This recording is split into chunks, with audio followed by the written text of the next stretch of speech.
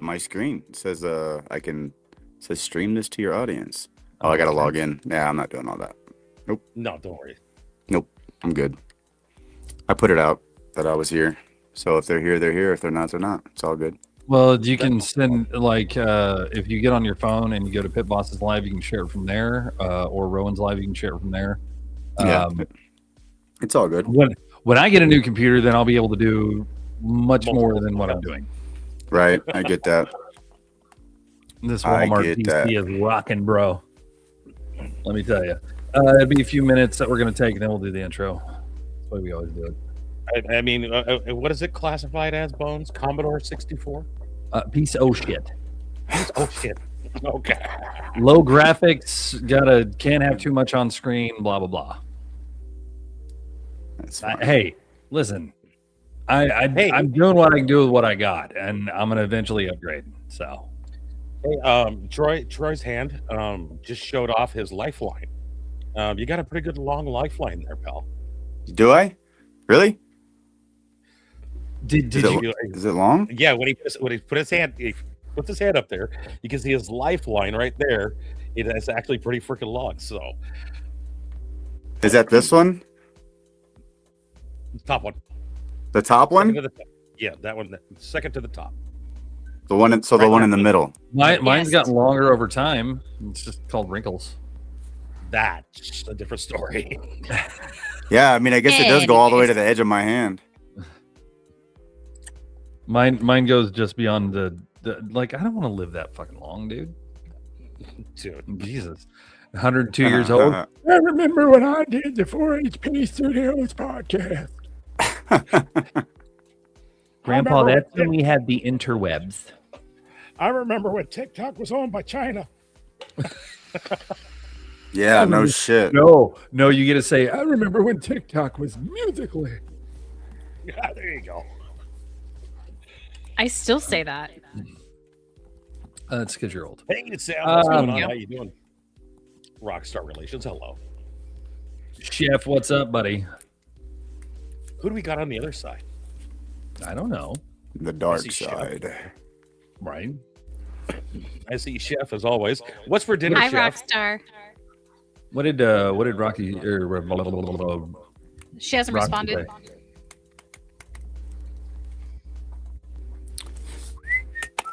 Huh? Viad. She'll get here. Well, she said she'll be a little late. Her and Danny are on appointment or whatever. So. Yeah. God damn.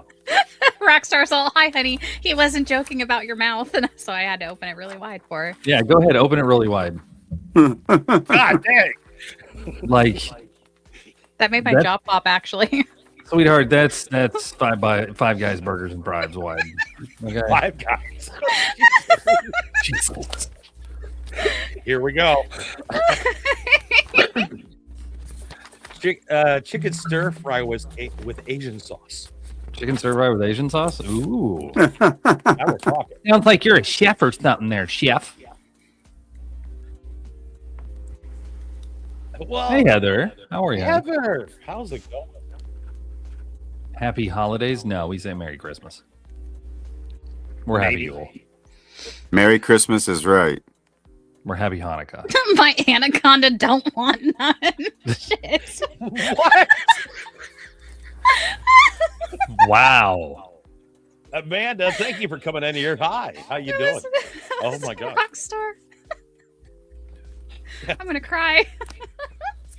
Wouldn't that be considered a hot dog down a hallway?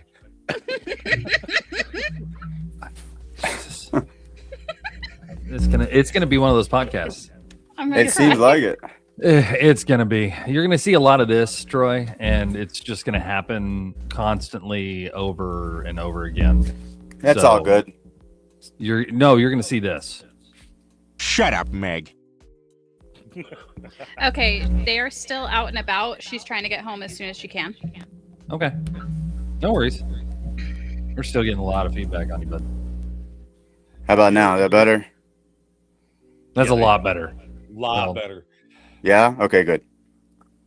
There we go. Yeah, there's no. Well, It's weird, man. There It's only shouldn't when be. you're close. When It's I'm like, close, Yeah. No, well, no, it's like whenever you're actually speaking or somebody, like when you're speaking, it cuts out. the But I'm still buzz, hearing an echo. an echo. Hold Yeah, on, like let me like I reset hear this. myself. Okay, from Amanda, quote unquote, sleeping and wearing my Santa shirt just for bones.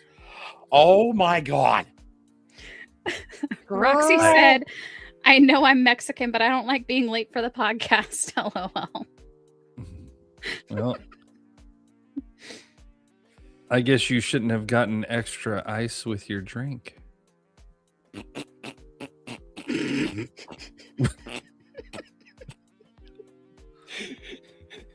There, is that Hold better? on. There. Hey, you can hear me. Is that better? Yeah, Yeah. Hi, Joker. it's perfect. Oh my gosh. Wait. Man, all I'm gonna say is hopefully she's not playing with fire water. All right, that's all I'm saying. She's not allowed. She's grounded. And literally, firewater for her is NyQuil. That's true. That dude, I'm telling you. We had our first experience with her and NyQuil, so that was an interesting. That poor Yeah, baby. it was. She was just like, I thought Like, she was are you gonna fall out of her okay? chair. yeah, no, she was. You want to know how Roxy was that night?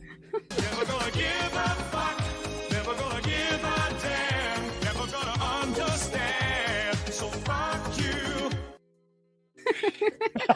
That was literally Roxy all night long. Yes, it was. Oh, Troy, I forgot to ask you before we started. Are you a wrestling fan at all? A wrestling fan? Mhm. I mean, no, I don't keep up on it. Nothing like John, that. John Cena retired. Oh, now that's bigger than wrestling for sure. Yeah, John Cena retired, and he like retired. What? Like he's not coming back at all. No, He's Oh. not. back at all. He didn't Undertaker retire where he's coming back for 15 WrestleManias. He's Yeah, done. yeah. I get that. Sorry. There were people like crying, That sucks, and- bro. and oh no, he's good with it. Like this is what he wanted. He Oh wanted yeah, to be, yeah. He That's what wanted you to want. fully step away from the business and let his name fade to the point of legend compared to a household name. Yeah. That's Yeah. basically what he's trying to do. He's trying to push the other talent and push the next John Cena. That makes sense. It does. That's a lot of bands out there too. You know, a lot of classic bands that are out there trying to get the next generation to step up and start bringing out some new stuff. Right? I'm not doing anything. Are y'all hearing that burn every once in a while? Yeah. Yeah, I don't know we what hear that is. I'm not touching anything right now except for my iPad, which is not even connected to any of this. check your can mic. be- check your no, actual don't mic don't itself. just don't touch nothing. Yeah, You're don't good touch right now. shit. Don't You're touch good shit. right now. A lot of times it's the XLR connection that you have on your mic that's doing it. But Yeah, I mean, I ain't touching it. It's like it's just floating in midair right now. No, you're good. You're good. you're good. Cool. And if they can't handle it, then tough luck on them. That's right. Wrong again, idiot. What the? No, you went sideways. What the fuck? All I did was it. Oh my god. And There he is. Okay, you're good. You're good. Good. All I right. love him. I love Jesus. him already. Jesus. Roxy. Technology, man. All right, I'm running late. Oh God, Roxy. Oh, Roxy. Poor Roxy. She's having a heck of a day. Well, you know what? You know what she should have done? Not animated her mouth that much. Jiminy Christmas. Did you yawn? Take it to, like, God. I took a drink of my monster. How big is the can? My God. That's some girth. Oh my. Wow. I got smacked with a snowball. Hey, So later. Troy, you'll see when Roxy comes in. Roxy and Rowan have these special little things on their VTubes where they can get hit with things, and so you'll just see random shit happen to them all the time. Nice. That's what's up. Jackal, hit ye. Always bring tacos when running late. It's a rule. You can't give us digital tacos. What in the fuck? Jackal Uh, hit yeet. apparently, he hit possessed because that was not yeet. I think that was Jesus. more like the doll that just came out of the box. It was the Stranger Things yeet. Yeah, no, that was the old priest and young priest yeet. Polar. No, no, actually, that's kind of reminds me of the marionette for the Friday Night at Freddy's. Oh, you know, Pit Boss. Hmm. Oh, hold on. No, I went back. Nope, there he is again. God dang it! I swear to God, Just Yep, don't there. don't touch. I'm don't- trying to turn the volume down. 'Cause y'all are cracking my ears. There Oh, we go. sorry. Oh. No, Oh, it's sorry. not your fault. It's just no, it's my setup. Y'all are good. You're good. Then I hope this doesn't crack your ears. Heathen cry, hear it loud. From the dark we shout unbound. Chains can't hold us, we're unbound. Lost and found on broken ground.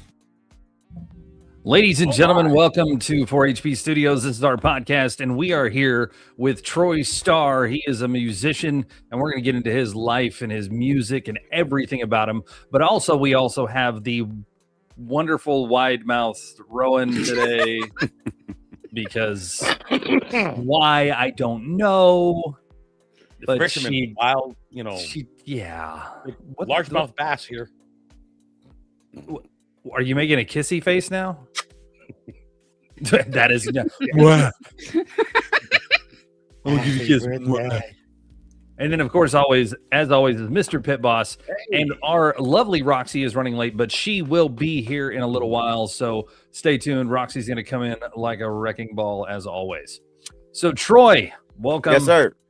Thank you for coming. We appreciate you for being here and spending your time with us. Yeah, man. Thanks for having me. I do appreciate it. Well, you know. We Yeah, just- but I mean, you got to find somebody. I mean, y'all probably had somebody really cool, and but he probably canceled. I think it was Crumpus. that Listen, canceled, wasn't it? listen. You're just fine. Trust me. I mean, an opportunity is an opportunity. I don't care how I got to get it, so it don't matter to me. Well, I mean, yeah, Roxy's $20 comment. is $20.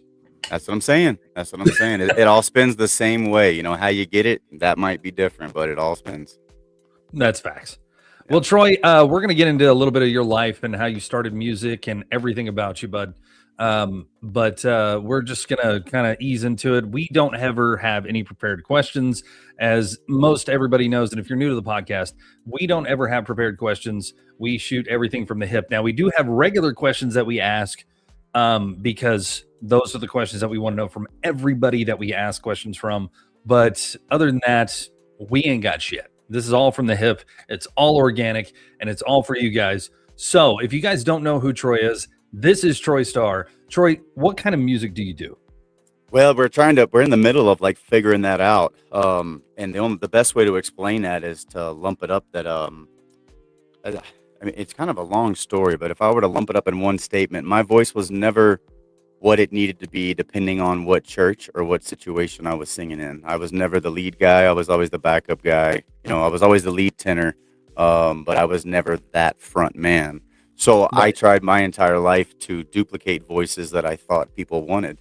And because of that, I've never really had an exact style of music. Like sometimes things come out, and some things I'll sit down at a piano and something nice and pretty comes out. Sometimes I'll grab my guitar and something outlawish comes out. So what we've been really focusing on the past couple of months is really fine tuning, my brand and that North Star song that's going to really explain who we are and why we do what we do. So in a nutshell, it's basically almost like this outlaw country that's got a little bit of a gospel undertone as far as the music is concerned, as well with maybe a little bit of a cinematic effect as well on some things. But we started off being just completely Southern Gothic. That's what I was told we were. And it makes sense because when I started music, it was a really low time in my life. A lot of confusion, feeling lost, lack of acceptance. And we can get into why I got all that. We'll start at the beginning, but that's pretty much where we're at.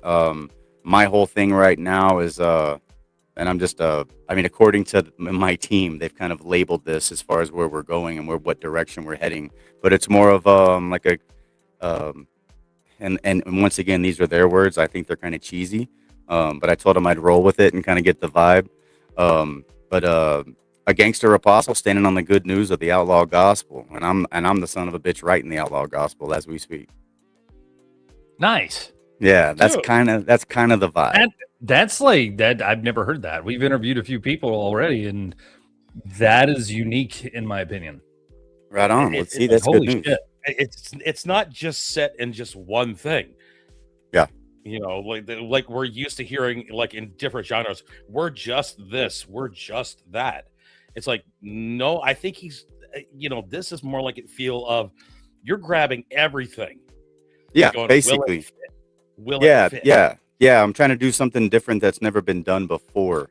And I've always been that way. You know, my mom was in sales my whole life, and that was the one thing she always taught me. You know, just be different. Do one thing different to stand out, and that's all it takes to get a conversation. So you're trying to be the Vanilla Ice of the 2020s? I mean, if you want to call me baby, No, I like him already. He is when he gets his first album, I'm buying it. End of story. If he answers it that way, I'm good to go. 100%. yeah, Well, I mean, it's one of those things is finding your groove or finding your style of music is very, very difficult nowadays, especially the way that things are. A lot of people, I mean, there's so much stuff out there, and everybody's a copy of everybody else at some point. yeah. But maybe Absolutely. somebody be a copy of you. Who knows? I mean, that's the dream. You know, I would love to be able to inspire people to the point where when they sat down at an instrument or they, you know, whatever the case may be, that that something like me came out. I mean, that means that I did my job. Right. You Well, I know? mean, it's one of those things you got to find that spot for yourself. Yeah, absolutely. So And- that's the main thing we're working on right now, and I have a great, phenomenal team. Like I'm not qualified to have the team that I have, but I just got lucky, and I got an opportunity to get in front of them, meet them, go to the studio. I took a trip, and I cut a song, you know, just for me with a different producer, who's now still a part of my situation, what we have going on, and she's taken on a bigger role as well. But I got the chance, and I got an invite to Kent Wells Production Studio on Music Row. Kent Wells is a pretty big name in Nashville and all over the Really? world.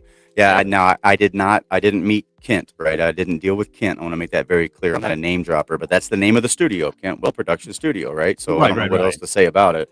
And then the co-owner of that studio is Kelly James. So that's who I'm actually working with is Kelly James Productions. He does artist development, all kinds of stuff. He's a producer, engineer, I mean, musician. He's an opera singer. He sings at the Opry multiple times a week. He's just the guy wears so many hats, and he cares Right. about artists and artist development. He's really a one of a kind, as Well, far as and- what I've met. Yeah, and to have somebody in your life or have somebody in your career that is worried about your development and making you bigger, making you a household name, that is tough to huge. find. You know, somebody that actually really, really, really cares about that. Yeah, absolutely. You know, and I went to the studio in November, and you know, we cut a song, and I got to meet Kelly, and Did I? we talked. lose For, everybody. I don't know. Can you hear me? What'd you Hold say? on, everybody. Technical difficulty. There we go. All right, cool. What? I think everybody dropped out on him. Testicles, We're good. testicles. 1, 2, 3. There's 3. I thought there was Yeah. one. Okay, he can hear us. Oh, Nice. Jesus. But yeah, So- I got a chance to go to that studio, and I got the chance just to get in front of those people, and I mean, did. just to go to that studio though. Oh, it's huge, bro. Just to get in that studio is Golly. amazing. You know, like that's a private studio, Right. And I mean, that's where Dolly and Reba recorded so many hit songs. Right. You know, just I to mean, be able to stay. We were talking to DJ last time, and he Yeah. was talking about the circle Yep. that's there in the Grand Ole Opry. mm-hmm. I mean, that's kind of that milestone is being able to step in that circle, being able to step in that studio, being able to go to those Yeah. places. Yeah, it was mean- surreal. It really was. it was so much to take in that I didn't really fully process the experience until I was home for 3 or 4 days, and it was like, Right. God, did that really just happen? It was nuts. Like 3 or 4 days later, the adrenaline finally falls off. yeah, it did, and I mean the lady that found me on TikTok, she goes by OG Tiffy Bomb. She's a Nashville native, she, born and raised, and her career is really starting to take off, and she kind of Right. went on a limb of faith with me and was like, look, I don't know you that well, but I like your story, and if you want to come to Nashville, I can probably get your foot in the door in a studio, and she made it happen. So my hat's off to her. I wouldn't have made the introductions in the first place, much less even just get to that studio to begin with. But I mean, whenever you meet somebody, and they help. The We can say the same thing about Rockstar Relations. She has, they've elevated us to a different level of being able to interview people and do things like that instead of just being 4 people on here and cracking jokes Yeah. and having fun. We're cracking jokes and having fun, and we're interviewing either current or future musicians, which to us is just absolutely amazing. Pit Boss, you have Steam Boo on your shit again. Your Twitch. God. Mm. Biscuits. Yes, that's it. That's the word I'm thinking of. Yeah, that's not the word you ever think of. No. I mean, do you really think, like, from what I can tell, I like you, I do, but like sometimes I think you're a lot like me, and you probably don't think before you speak or act, and that's why we're gonna be friends, bro. That's true. It comes out like no tomorrow. Listen, And- I have buttons, okay? I have I'm not buttons that I'm not allowed to hit sometimes. I mean, there's a couple buttons. Oh, Did you get hit with a snowball? yes. And that's what you get. Rude. Ouch.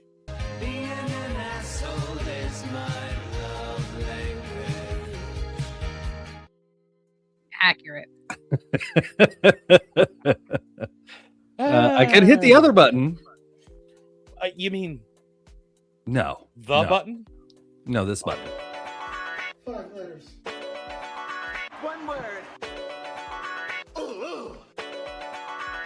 Bitch.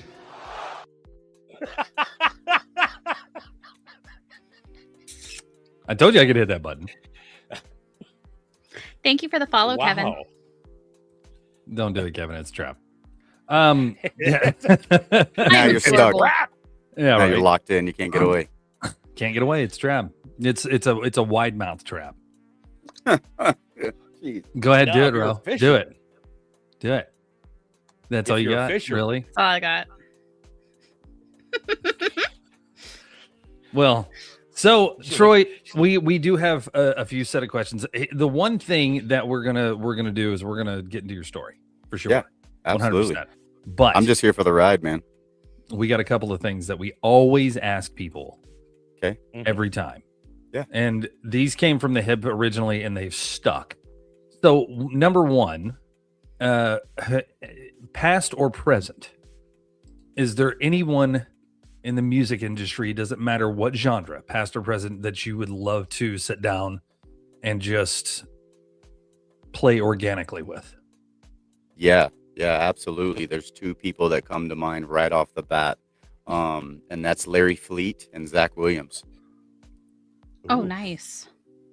Yeah, those 2 hands down. I would love it if I had a chance to meet them. I'll put it to you this way: I'd much rather just shake one of their hands than be on stage with Luke Bryan. That's how much that would mean to me. Wow. Yeah, those guys. I love their stories. I love what they're about. I love their message. I love that. I mean that they do have some different, different music, but according to Spotify, there is a Spotify playlist that's just those 2 guys, so they're linked up enough. But like Zach Williams, when I listen to his music, it's almost the visual that it gives me reminds me of childhood and being in churches, and getting that Right. same, gospel vibe of music and the choir and that impacting effect that music always did for me as a kid. But it's still real music about real things, and it's not always about God, just like gospel or worship music is. It's kind of a blend of things. And Larry Fleet does a really good job of bringing God in without it just slamming people in the face. But he's also blue collar, and he's a good old boy. And it's just about the struggles of life, and um, it their music has gotten me through a lot of dark times, a lot of dark Good. times. Um, like I remember times of being at work. I got a small renovation company, and being weeks behind. My main partner got sick. Hurt his back, and some weird infection came out in his back, and his whole crew left, and just there for 16, 18 hours a day. Just screaming at God, trying to figure out why he's trying to screw me over. You know, Right. Right. and then and their music comes on, and just all kinds of things, man. But those two for sure are really big. I mean, there's a lot of new artists that I would love to meet. I love their music, but those two individuals, they got something special, and what they Right. got, I'd love to get that. Well, I mean, it's one of those things you always find. You always find those artists that make you, I don't know, feel a certain way whenever you Mhm. hear the music, and that's a really important part about music is that it is very much.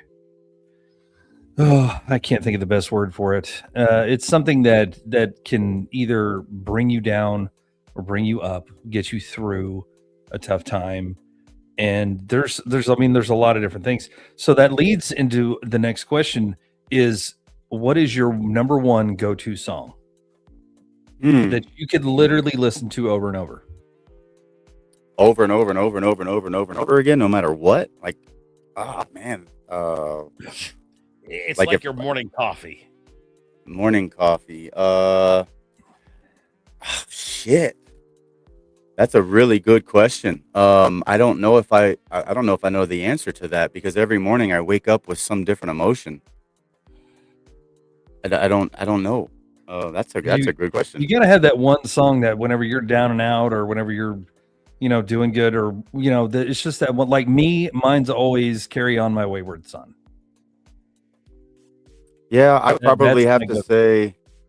I mean, when it comes to being down and out, like that topic, I mean, that's a real easy choice, uh, and that's a song by Larry Fleet. It's called "Up Where I Find God," and it just reminds me that no matter what you're going through, you can always find him. And I feel like I kind of jumped ahead, but I'm a preacher's kid, and my grandpa was a preacher, and my dad's brother is a preacher, and my mom went to theology school. My mom's sister and her husband are master theologians. So I was raised on a church pew and was taught that I was the next generation of family preacher. And then you got into the music industry. No, that wasn't what did it. What was That it? wasn't what did it. I know, right? That is a common assumption. I left high school, or I left my hometown the day after I graduated high school. My truck was packed, and I wanted everything I could do to get as far away from home as I possibly could. My dad's a Small town? cowboy. Yeah, yeah, Lockhart, Texas Oh wow. is where I'm from, and I was born in Webster, but then my parents split when I was 2. A lot of custody battles I don't remember, thankfully, and then I moved to my dad's when I was 8 by choice. And my dad, phenomenal man, hands down. Obviously, everybody's dealt a hand of cards, and sometimes as kids, you don't realize that until you grow up and have your own kids, and you're a little bit more, give a little bit more grace to those that they're best raising you, because everybody makes mistakes, and I realize that now. Right. And I'm not saying my dad was full of mistakes. That's not my point at all.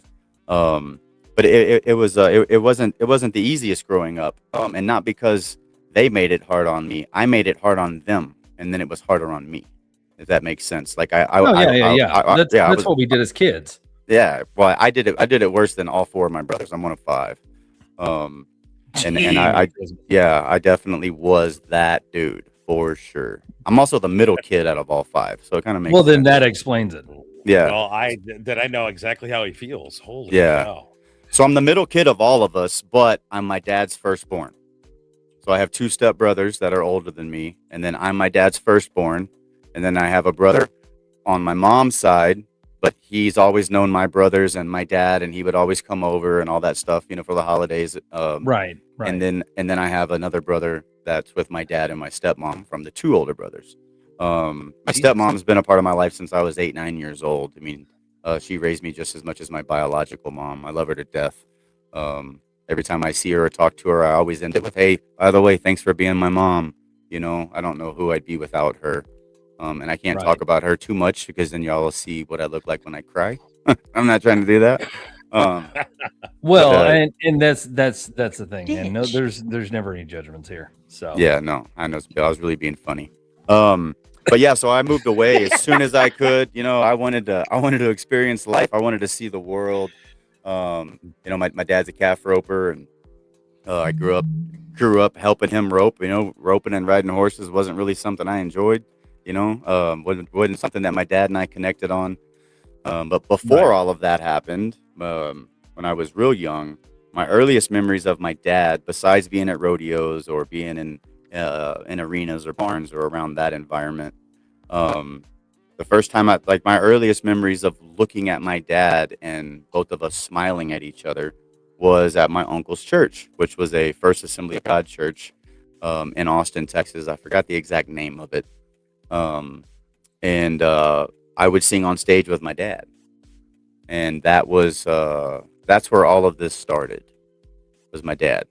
My dad's always loved music. He's always sang at churches, and he actually now does like a cowboy church outreach at all the rodeos they go to as a PA system. And it's his gig, it's his thing, it's what he loves to do, it's what he feels called to do, and I'm proud of him for doing it.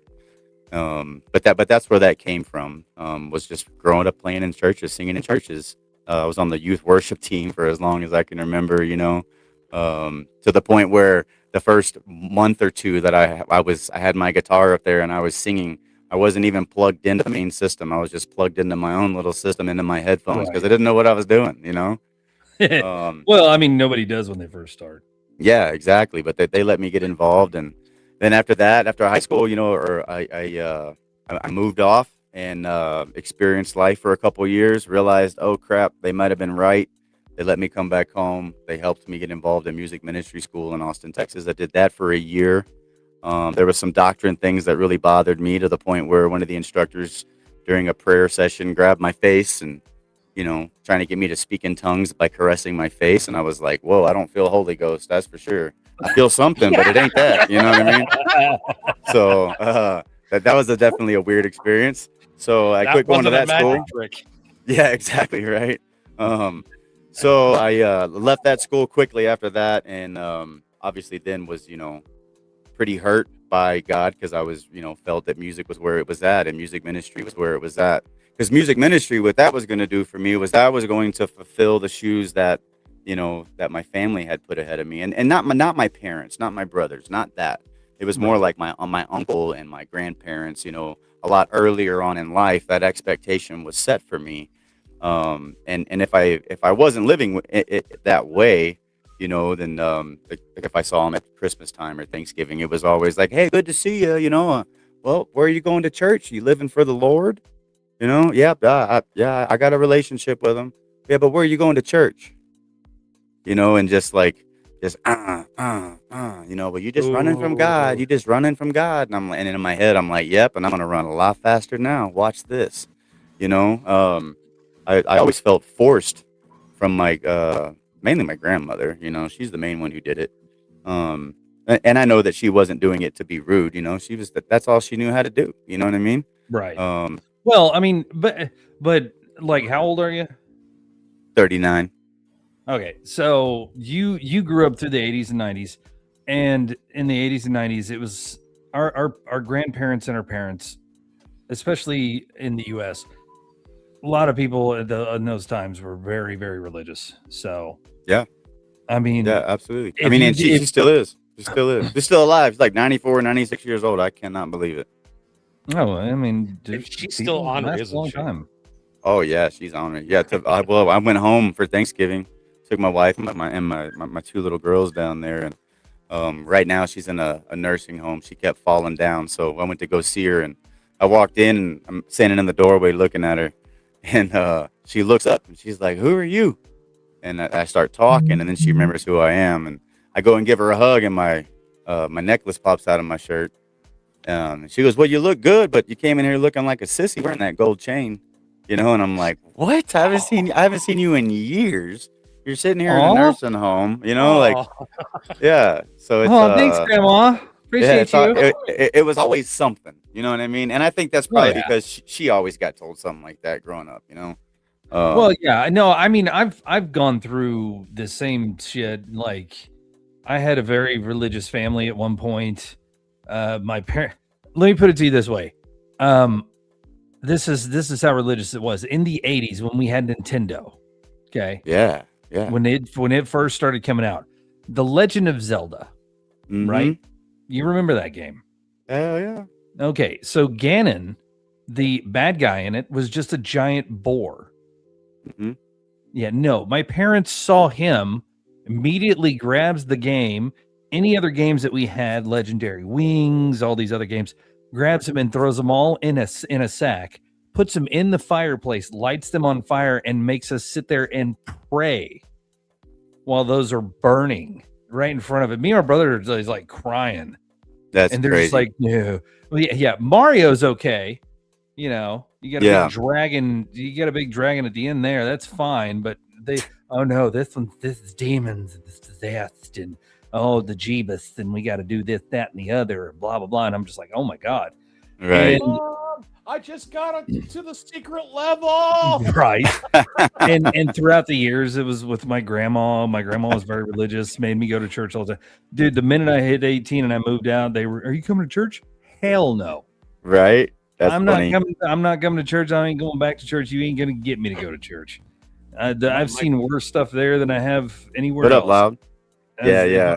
If Yeah, I'm gonna, my grandparents are the same way. My grandparents are the same way. My mom and dad were the same way. Right. But we all had that. They taught me too well because when my mom turned around and goes, "How come you're not going to church?" I go, "Mom, I go to church every day." And she goes, "What do you mean by that?" I wake up. Yeah. I don't have to be inside of a building. Yeah, and I mean, there is something to be said about that. I mean, the Bible does say, when two or more are gathered together, and I forgot the exact way that it says it. I'm not my dad, but something about don't forsake the gathering of believers, and that type of thing. But the church that Jesus came to build wasn't a building, and I know a lot of people have heard that. It's a pretty common thing that they say. But the people are the church, and well, yeah. Now the church is a tax write-off. Yeah, well, I mean, and relationship is everything about God, Like, yeah, I told you, I told you. Sometimes I just go with the flow. Well, and that's the thing is it is what it is. When it comes down to it, we know that a lot. There's been a lot of musicians that we've talked to that their lives did start in church or in religion, and singing in church and stuff like that. So going from that to the other things in your life is one of those things. It has an impact at a certain point. It gives you that it can give you that confidence to move forward in your music career because you sat there and sang in front of a bunch of people, but you sang in front of the people that know you. Right, exactly. Yeah. Going from that to the people that don't know you, that's a huge jump and a huge leap. And a lot of people don't make that, even though they have a beautiful singing voice. They just don't make that jump. Yeah, it's not an easy jump. It really isn't. Get that trigger. You don't get that trigger from the people that know you are like, that's his music. You can hear it. You can hear his vibe, and they connect to you. But when it's the other people that are outside listening to that song for the first time going, who is this guy? Right. Yeah. Okay. Do I like him? Yeah. Do I don't? Okay. I like him. Yeah, he's all right. I like him. Then they start listening to music more and more and more, and they're like, now I'm getting them. So in the long run. Now, Ro, did you have that one question that you always love to ask? Oh God, here we go. What is your white whale of music memorabilia that you would love to have? Y'all are asking really good questions. These are now, like I said, these were the organic questions that we came up with at the very first, and these are the ones that have actually stuck. I mean, then that means they must be some decent questions. That's the whole point of y'all found some good ones. Man, I don't know. The one piece of memorabilia that I'd probably want. And it doesn't have to be an instrument. No, yeah, I wasn't even thinking that. I would probably say that I would like, man, I don't know. I mean, it wouldn't even really be for me. It would, it'd be for my dad. And I'd like to. It'd be cool to get something that George Strait used, like in his rodeo days and all that stuff, or something out of his barn that Aw. had to do with George Strait, or that'd be really cool. I mean, I'm not saying my dad's like a huge George Strait fan, but that's the closest thing that I could think of. I mean, there's not really anything that I would want for me. I'm pretty happy with what I have. I have more than I should. And yeah, I really just want to give back to a lot of things and to a lot of people. For a long time, I did a lot of bad things, a lot of harm to a lot. I hurt a lot of people. You know. I feel that. I did the same. So yeah, so I think my first response to a lot of questions is going to be for others. And that's because of a self validation. You know what I mean? That's exactly what that's for. 1,000%. And I'm man enough to admit it after years and years and years of therapy. That's the other thing. Real men go to therapy. Real men are vulnerable, and real men talk about their feelings. And if you say that I can't, well, keep lying to yourself. Exactly. Yeah. Well, I don't go to therapy, but I talk about my feelings. There you go. I mean, you're in therapy right now, bud. I went to therapy one time. And she looked at me and she said, "What the fuck are you doing here?" I mean, some people don't need it. And I said, "What do you mean?" She goes, "We've talked for an hour. I feel like I should be on the couch." And I'm like, "Okay." She goes, "You're fine. I'm not charging you for this. Go away." That's funny. All right, cool. You're more than enough. Ouch. Right. And that was the only Right. that was the only time that I ever did. It was right after I kicked my little pill addiction I had. And I went one time, and when I was going to a place, there's a place over here called North Care. I was there for 2 months, and the guy that was there, that was kind of like my sponsor or whatever, or my counselor, he looked at me and goes, "Why are you still here?" And I said, "What?" He goes, "Why are you still here?" And What did you tell him? I told him, I said, I thought that I thought I wasn't okay. And he goes, "No, you're fine." He goes, "Have you touched anything in the last 2 months?" I said, "No." He goes, "What have you been doing?" I said, "I've been helping everybody else."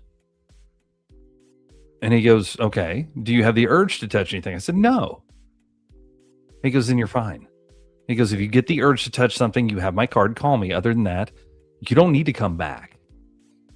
Let other people be here." I was like, "Thanks, Brian." Christ, these people are just kicking me out. Like, "You're fine. Get out of here." Well, okay, yes, I'm fine. So, I mean, I get it. Therapy is one of those things that is not for everybody. What up, It is Tiffy? not.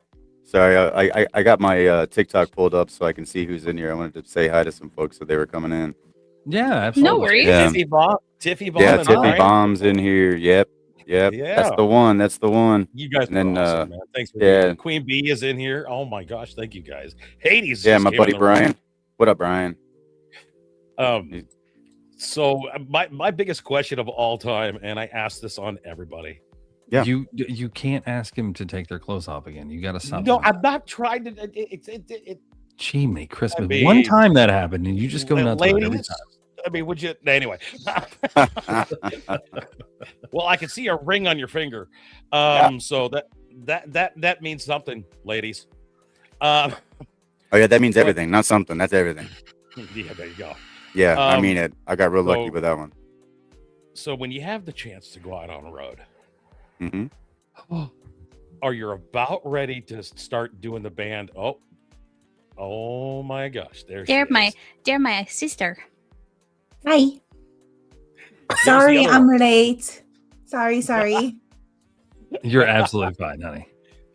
So that's our other one. What up? That's Rock. That's Rock. What up? What's up, Troy? Been How you listening doing? to you this whole time while we were in the car fighting traffic. Yeah.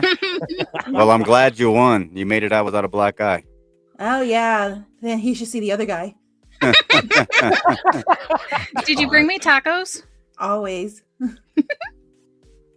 So the question would be this: if you're at a concert or you're on the drive to wherever you're going to go, what do you have to? You have to have this in the vehicle before taking a road trip.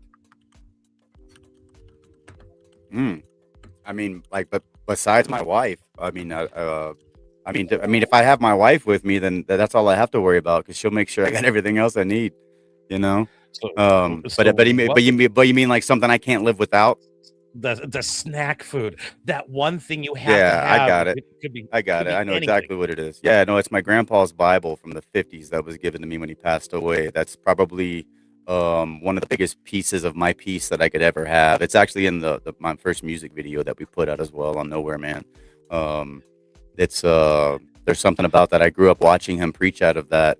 And if there was an idea of a man or an image of a man that I wish I could be, it would be him. And I don't mean that any disrespect towards my dad, but my pawpaw was just something else. You know, I mean, he was just an amazing man. So that's one thing that I take with me everywhere that I can. Is that if I know it's going to be safe, like I won't check it into a bag. I'll put it on a carry-on with me. But that thing pretty much goes anywhere with me when I feel like, okay, I'm getting myself in a vulnerable situation, and I take it along with me. Yeah, all of his notes are still in there. All of his handwritings, all of his little his bookmarks in every different place. You know, I mean, it's just something that has a lot of power behind it. Because in my eyes, he's probably one of the most powerful men I've ever met. Nice. Yeah, it's in pretty good shape too. I take real good care of it. Good. That's nice. Nice, sweet, wholesome, and also keeping stuff from people in the past. I'm a big like history buff, so like stuff like that means a lot to me. Yeah, I mean, there's been times, you know, that you're just feeling lost or feeling alone or whatever the case may be, and it just when it comes to the being alone effect, he was in the Navy or Air. I can't remember exactly what branch he was in. I know that sounds bad, but he was in the military, and then after the military, he would work on oil rigs and in the early years of their marriage, and so he was gone a lot. And I remember asking him and talking to him about that. He was a chef on the oil rigs, and that's I would always cook with him, and he would teach me how to cook things, and that's where that came from too. I love to cook, but and I would ask him. I remember we were standing in the trailer one time. We were in Santa Fe, Texas, and they always lived in trailer houses. You know what I mean? That like if they got a brand new trailer house, boy, it was a good day. You know what I mean? A real good day. Yeah, yeah, absolutely.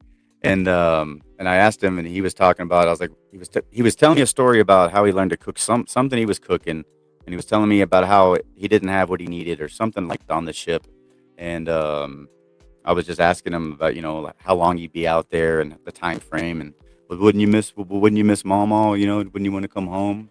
And he said, yeah, but I always had the Lord there with me, son. And he always had a Bible close to him. So to me, God was the Bible. When I was real little. Right. I used to go to their house in the summertime almost every summer, and I loved it because I loved to hear my pawpaw preach. It's just something that I'll never forget, and I wish I had videos of it to this day. Just a very special person. I don't talk about him a lot because it's hard to talk about him. The way that he passed away, I had Parkinson's and dementia. But I was lucky enough to be able to take care of him, shave him, help him eat, and do all that as a young kid. And that was the second grandparent I did that for. The first was my mom's mom, my grandmother. She passed away of Parkinson's. That's the age of 58 or 63, I think. So I watched her go downhill first, and then my pawpaw was after that on my dad's side. One of my grandpas, he passed away from dementia. So. Yeah, it's a brutal disease, man.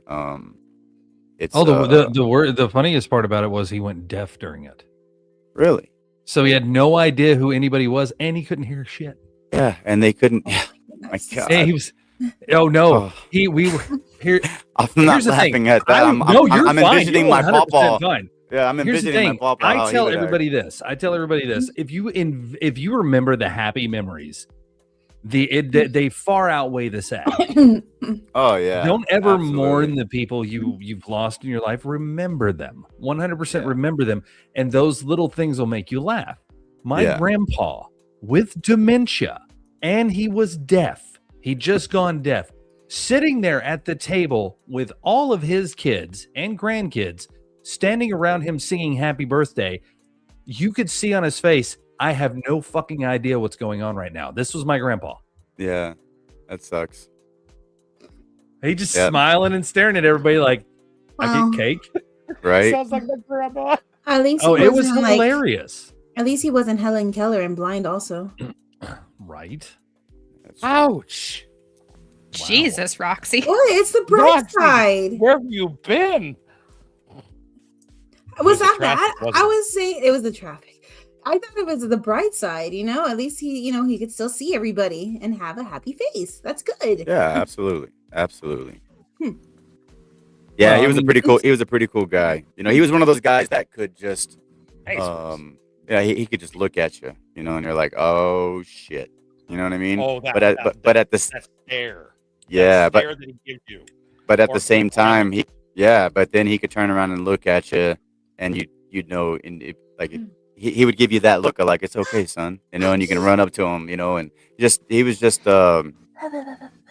he was just a man of man, I don't know how else to put it. My dad learned a lot from him. My dad absorbed a lot from him, good and bad, and me as well, but I sure do miss my pawpaw. There you go, guys. There's your Christmas theme background. It's a puppy. Oh. He's a puppy. My grandmother was the same way. It's somebody that I looked up to a lot. And there were times that when she finally got to that age that she couldn't, she didn't understand who was around her. She didn't know. But she knew what a hug was. She knew what, the words "I love you" meant. But then there were times that there's that spiciness from the elderly that you just go, where the heck did that come from? Right. And it was just way out of left field. I was joking around with my grandma the last Christmas that I got to see her, and I felt like the baseball when Babe Ruth hit it. She had a cane when she hit it in Mom and Daddy's shop. Yeah, I felt like the baseball. From Yeah. that. Oh my gosh, I won't forget it ever. Yeah. Because then she just turned around saying, "Grandma still got speed, grandson," and just kept walking. And I'm like, "Yes, ma'am." That's funny. So, Pitt, you'll Oi, never oi. guess who just drive by my live. Who? Corpse. What? Dude, what? Corpse just did a drive by on my live. I'm gonna say what too, like if I know who this is. What? I don't know who that is. Yay, I'm He's not alone. he's a voice actor that has a very, very deep voice. Wait, he's Corpse really husband? cute. Hi, Guido. No, he's just. I'll send you guys videos. He's the Barry White of TikTok. Wrong again, idiot. Listen. Come on. Okay, so Troy, let me ask you this: after all of the everything that happened with church and with the getting into singing and everything, what was the next step that you took, or what was the next part of this story that has moved you forward to where you are at today? So after I left that music ministry school, like I said, I was angry. I was just like, well, there goes that. You know what I mean? I'm not gonna put my eggs in that basket again. And because I was angry, it was real easy for me to put myself around, the other types of people that I shouldn't be around. And whenever I was going to that music ministry school, what got me to Austin in the first place was I found I actually met a girl on Facebook that my wife hates this story, even though it was so long ago. Don't be mad at him, wife. Yeah, right. But I met her through a mutual friend on Facebook, and she kept telling me I needed Jesus, and I was like, I know who Jesus is, and she invited me to church, and so I showed up to church, and then I realized like, oh, you go to church with your parents, like they're here too. Oh shit, So I got to meet her dad and all that. But it was a United Pentecostal Church, the UPC Church, which is about as extreme as it can get. As far as the easiest way to explain it, is it's very extreme when it comes to the whole point is like to try and live as much like an apostle as you possibly can, right? Like, and there's a lot of standard and doctrine things or that aren't doctrine, like dress code and all that. But what I liked about that church was it was the most real church I had ever been to before, and one of the most accepting. But anyway, so I stopped going to that church when I stopped going to music ministry school. I just started kind of went down a different path, and obviously lost my job, lost all my money, lost my truck, and ended up couch surfing. And then I ended up going to jail because I thought I had a DUI that I got, but I thought it was all resolved. A lot of this is kind of skipping the time frame order. I haven't really thought about these things in a while, so I apologize. But No, you're fine. You're fine. so I did get a DUI. Long story short, I was on the way to work like a year later. I hired an attorney. He said everything was good to go and we were done. Well, he lied. He robbed me and took my money. I got pulled over for speeding in a school zone. I was late to work in Georgetown, Texas. Driver's license didn't have a license still. Nothing, anything. Didn't have insurance. I was just being a rebel, and had a little bit of weed. Yeah, had a little bit of little green medicine. I'll say it on here in my pocket. And not easy being green. Yeah, and then and I would have got away with it, but I had a warrant for my arrest. Wasn't for those meddling kids. So I ended up going to jail for a couple months and got transferred to a couple different counties that they kept finding warrants. So we got all those knocked out of the way, and I got out, and then I was just kind of couch surfing. I got a job doing windshield repair at gas stations. We go to different gas stations, and we would do windshield repair. And just so happened the first day at the job, the guy that I was working with needed a roommate. And he had great energy, and he was fired up and just in a good mood the whole day. And I really liked him. I was like, sweet. Well, I found out why. He was a tweaker. I was going to say that's meth. Yeah, exactly. But he was functioning. He would eat, and he didn't look like it. So are you sure? No, I worked with a kid that was doing like 3 fentanyl pills a day. Jesus, that's crazy. Actually, no, I'm sorry, I lied. He was doing 100 a month. Yeah, I don't know how he survived that, but he was smoking 100 of those a month. Yeah, that's nuts, man. I mean, and there was some of that too. I mean, it kind of turned into like a dope house, and right. I was there for about 8 or 9 months, and my mom came. She was already in Colorado. She came back to Texas for my youngest brother's state wrestling tournament. He went to Westlake High School. He was a football star and all that. He was real athletic, or he still is. He's just put on some pounds now. I wish he was in here. I'd make fun of his puffy nipples. But yeah, I'm gonna make hi. But anyway, so she came and she's like, "Hey, I'm coming to town," and I was like, "Oh, sweet, mom's coming. I can figure out a way to get some money. Hell yeah, I'm gonna meet up with her." And so I went to this arena, and long story short, that after the third day of the tournament, she looked at me and she's like, "Okay, so are you ready to come to Colorado and get sober?"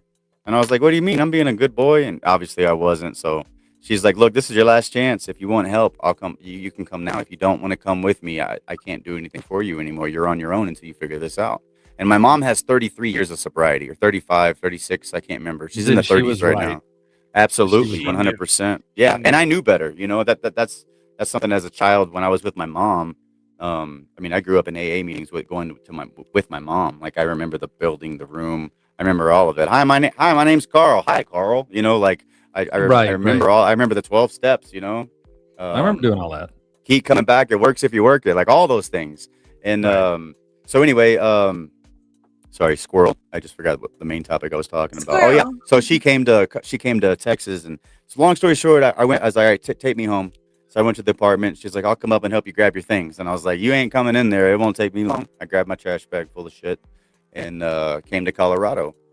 And I was here for 3 or 4 days, and that's when I met a buddy of mine that rode Harleys, and it was all over. And that's where that next chapter started. So, yep. And I came to Colorado. I came because I always wanted to come to Colorado, but I was convinced that I wasn't going to make it. I was like, I had a feeling. I was like, man, I feel like I should be doing something good. I feel like I should have some accomplishments. But I really didn't. I was always talented. I was always real smart. I didn't really have to study in high school, and I'm not bragging. I'm just explaining who I am. Um, I didn't study for tests. I was in AP classes. I could have gotten scholarships. I was really good at golf. Was really good at music, man. I classical band, jazz band, marching band. I did drum corps for a summer. Just all types of things, and I just really I was just more about the fun of life. I wanted to have fun, and if it wasn't fun, I didn't want anything to do with it. Um, Sorry, I got lost Oh no, track you're again. good. What instruments did you Um, play in band? so it started with the French horn, and then jazz band it was trumpet, marching band it was the mellophone.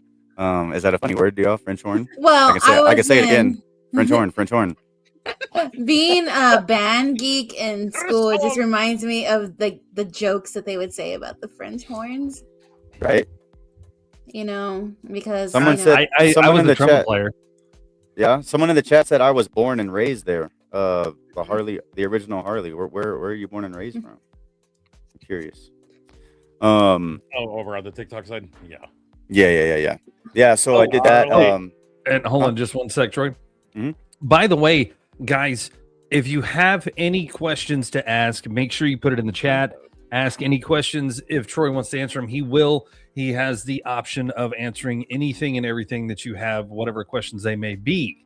Now, having said that, I also want to say that this part of the live is brought to you I don't by give a damn who don't like me. This world spins fast and time ain't free. We're all just sparks in the midnight sky, fading out slow, saying goodbye. So pour that whiskey, let it burn fine. Laugh at the scars that prove I. That's right, ladies and gentlemen. Suds of Anarchy. You guys get your Suds of Anarchy at rockingbobbyD.com. Is it rocking? Yeah, rockingbobbyD.com. Go over there, grab some Suds of Anarchy today. They have 3 different kinds that you can get, one for men, one for women, and that neutral clear one that has the really cool skull right in the middle. Now, where were we? Yeah, we were. So that's how I got to French horn. Colorado.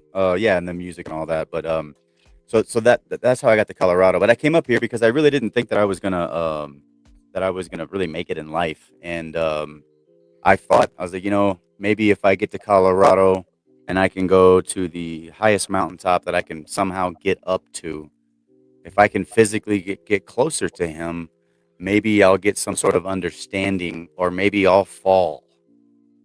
It was I was desperate for some sort of answer of placement. I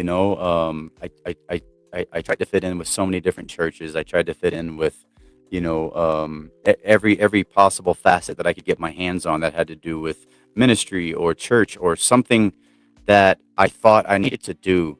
And I was at my wit's end, just trying to figure out life, and I was 25, 26 years old at this point. And so I came to Colorado, and I didn't know if I would ever leave Colorado or if I would be in Colorado very long, if that makes sense. Like if I didn't get an answer quick, like something was gonna happen. And I met a guy. His name was Hooligan, and he worked at the Harley Hooligan? shop. Yeah, his name was Hooligan. Okay. Just making sure I heard that right. Yeah, and he worked at the Harley shop, and he definitely is a big part of why I'm still here on this earth, because he saw something in me that nobody else did, and he just wanted to be my friend. And I was there 3 weeks, and I bought a Harley, and it was over after that. It was over. Life was good. I met a lady and ended up getting her pregnant, and found out the weekend that I was going to break up with her. So that really sucked. You know what I'm trying to? What are you? You're pregnant? Yeah, right. I was like, there's no way. She's like, why? And I was like, because I'm breaking up with you. And she's like, I'm pregnant. And I was like, oh shit. Well, So- I guess I'm a dad. Yeah, and a husband. So we got married. Did that Southern boy thing. Make an honest girl out of her. They didn't work out. Best thing that could have ever happened. Custody battles, all kinds of crazy shit. That's a whole other story. But I know the custody battles. I feel you. yeah. And then I've been in Colorado ever since. I joined a motorcycle club. If anybody asks, I won't say the name of the club. It's just not going to happen. But it became my life. It became my identity. And things change, people change, and things happened in my life. My oldest daughter really started going through some stuff with her mom, and some CPS cases that were not against me. I can promise you that. That's all public record. Look it up. Um, but it's I finally had to just make a decision to just like I just want to be me, and I want to do me. And if that means that I have to lose some things, then I had to accept that, and it was hard, man. Like being in a motorcycle club and living that way for a long time, especially if it's a dominant club. You learn that violence is how you are protected. At least I did. That was my journey, right? Like violence became my protector. Anger became my protector instead of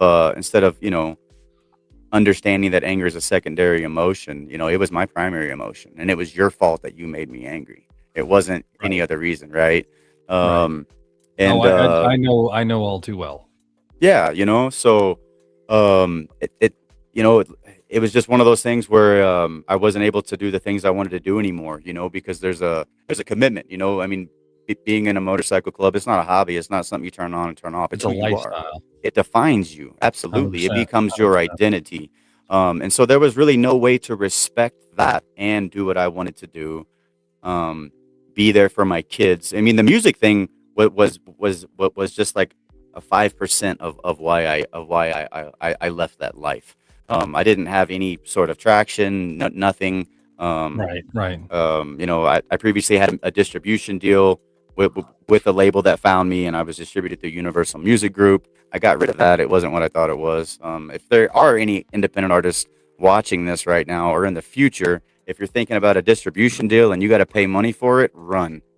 Don't do it. It's a waste of money and it's a scam. It's a money grab. Do not do it. I promise you. Unless they're offering to distribute for free, then you can do it. Roxy, you okay down there, hun? Yeah. Okay, just making sure. But yeah, so the club saved my life, and it was a good thing that I did. But everything has a season. So during that 10, 12 years, I heard a lot of people. Not just because of the club. I'm not blaming that, just in general. But I was a dickhead. I was angry. And I got really good at using my hands. So now I'm at the point where your hands hurt. They really don't. I mean, they don't work as good as they used to, but they don't hurt. Luckily. But I'm tired of.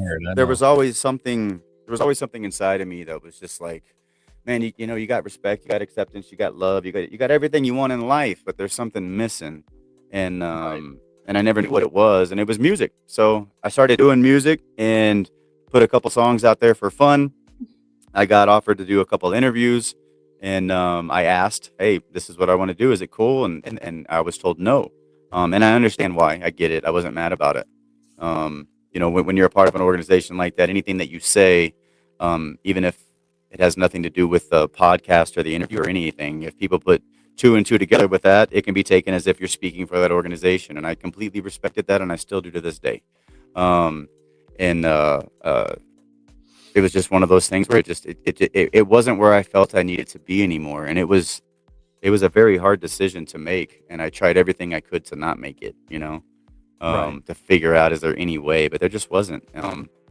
And I miss it like crazy. It's something that's how long have you not been with the motorcycle club now?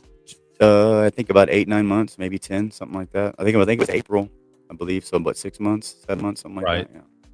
Well, but they still will let you in and talk to you. Man, yeah. So in that world, there's two types of ways to be out. You're either out bad or you're out good. So it's black or white. Right. You're obviously out good. Yeah, absolutely. I mean, I've been to the clubhouse, and I still talk to a bunch of them. I got nothing but love and respect for them. And I'll always be here to support those guys if they ever need anything, and vice versa. I'm sure, not everybody. I mean, you don't always get along with everybody you work with. You know what I mean? So. Oh yeah, it's just the way it is. Yeah, I know something about that. Yeah. So, but if there's anything I want to make sure that gets taken away from this whole entire topic is that I don't want anything to come off that the overall perception of that part of my story is negative, because it's not negative. It's very, very positive. I didn't know how to be a man, and that club definitely taught me how to do that. And I'm grateful for the time that I have, and I'll always miss things, but yeah, they're a very solid group of motherfuckers, and I'm glad that I can still have them in my life to some capacity. Well, whenever you call them a solid group of motherfuckers, then you know they are. Yeah, absolutely. I mean, people come into our lives to teach us lessons, and it's up to us to determine whether we're going to learn from it or not. It's life experience. Yeah, that's exactly right. That's exactly right. I mean, I've seen a lot of motorcycle clubs that have been through finish my that state. thought. And yeah, I was trying to clean it up a little. And a lot of them that I've seen that I've even talked to and interviewed, especially here in my state, we have something called the Cycle Under the Sun, and it's a ride that's literally close to 300 miles, or the back roads and everything else. And a lot of people are like, "Oh, they're such bad people and this and that and everything else," and I go, "No, they're actually not that bad." Yeah. Because truthfully speaking, they will fight tooth and nail for what is right. Yeah, that is true. And if you turn around and say, I'm going to say it right off the bat, if somebody said there was a child in danger, I guarantee that whole crew would lay down their stuff and go to take care of that kid. I've learned in my life that some of the gruffest looking people are some of the kindest you can ever meet. This goes a little bit into psychology. It's because people who've been through hard times in their life, which is how a lot of them end up looking gruffy, because of all of the stuff that they've been through, they are the people that learn empathy and compassion more than anybody else, because they know what other people are going through. They can sympathize, they can empathize if they've already been through it. And most people don't want to see other people going through what they went through. Exactly. So, I mean, that's facts. Yeah, 100%. Well, you try to that's the thing, and Troy can even attest to this. You try to help or teach somebody that, and sometimes it's the hard way that works the best. Yeah, absolutely. I mean, and trauma is very defining. It doesn't mean that you have to let that trauma be in front of you for the rest of your life. You can handle it and deal with it, but the person it makes you become, that doesn't ever change. You just view that trauma differently, right? And once you have an understanding of it, especially once you learn that you don't have to blame yourself for it. Well, you become a more lovable asshole. Yeah, absolutely right. Yeah. You can ask every one of them. I'm the biggest asshole, but I'm the biggest asshole you'll ever love if you're on my good side. Probably like right, exactly. Yeah. I mean, we're still trying to find out if there's a biggest asshole award. Yeah, we're gonna try to get them on Amazon. We need to have our own award ceremony and give that award to Bones. Wow. You're so nice, Roxy. Thank you. You're just so nice. Shut up, Meg. Isn't it great to hear all of that wonderful stuff with my sweet little voice? Wrong again, idiot. It is. Yeah, so basically, just living a life of rebellion, as much as I possibly can. Well, I mean, it was a lot of violence and a lot of. I know and understand where you're coming from.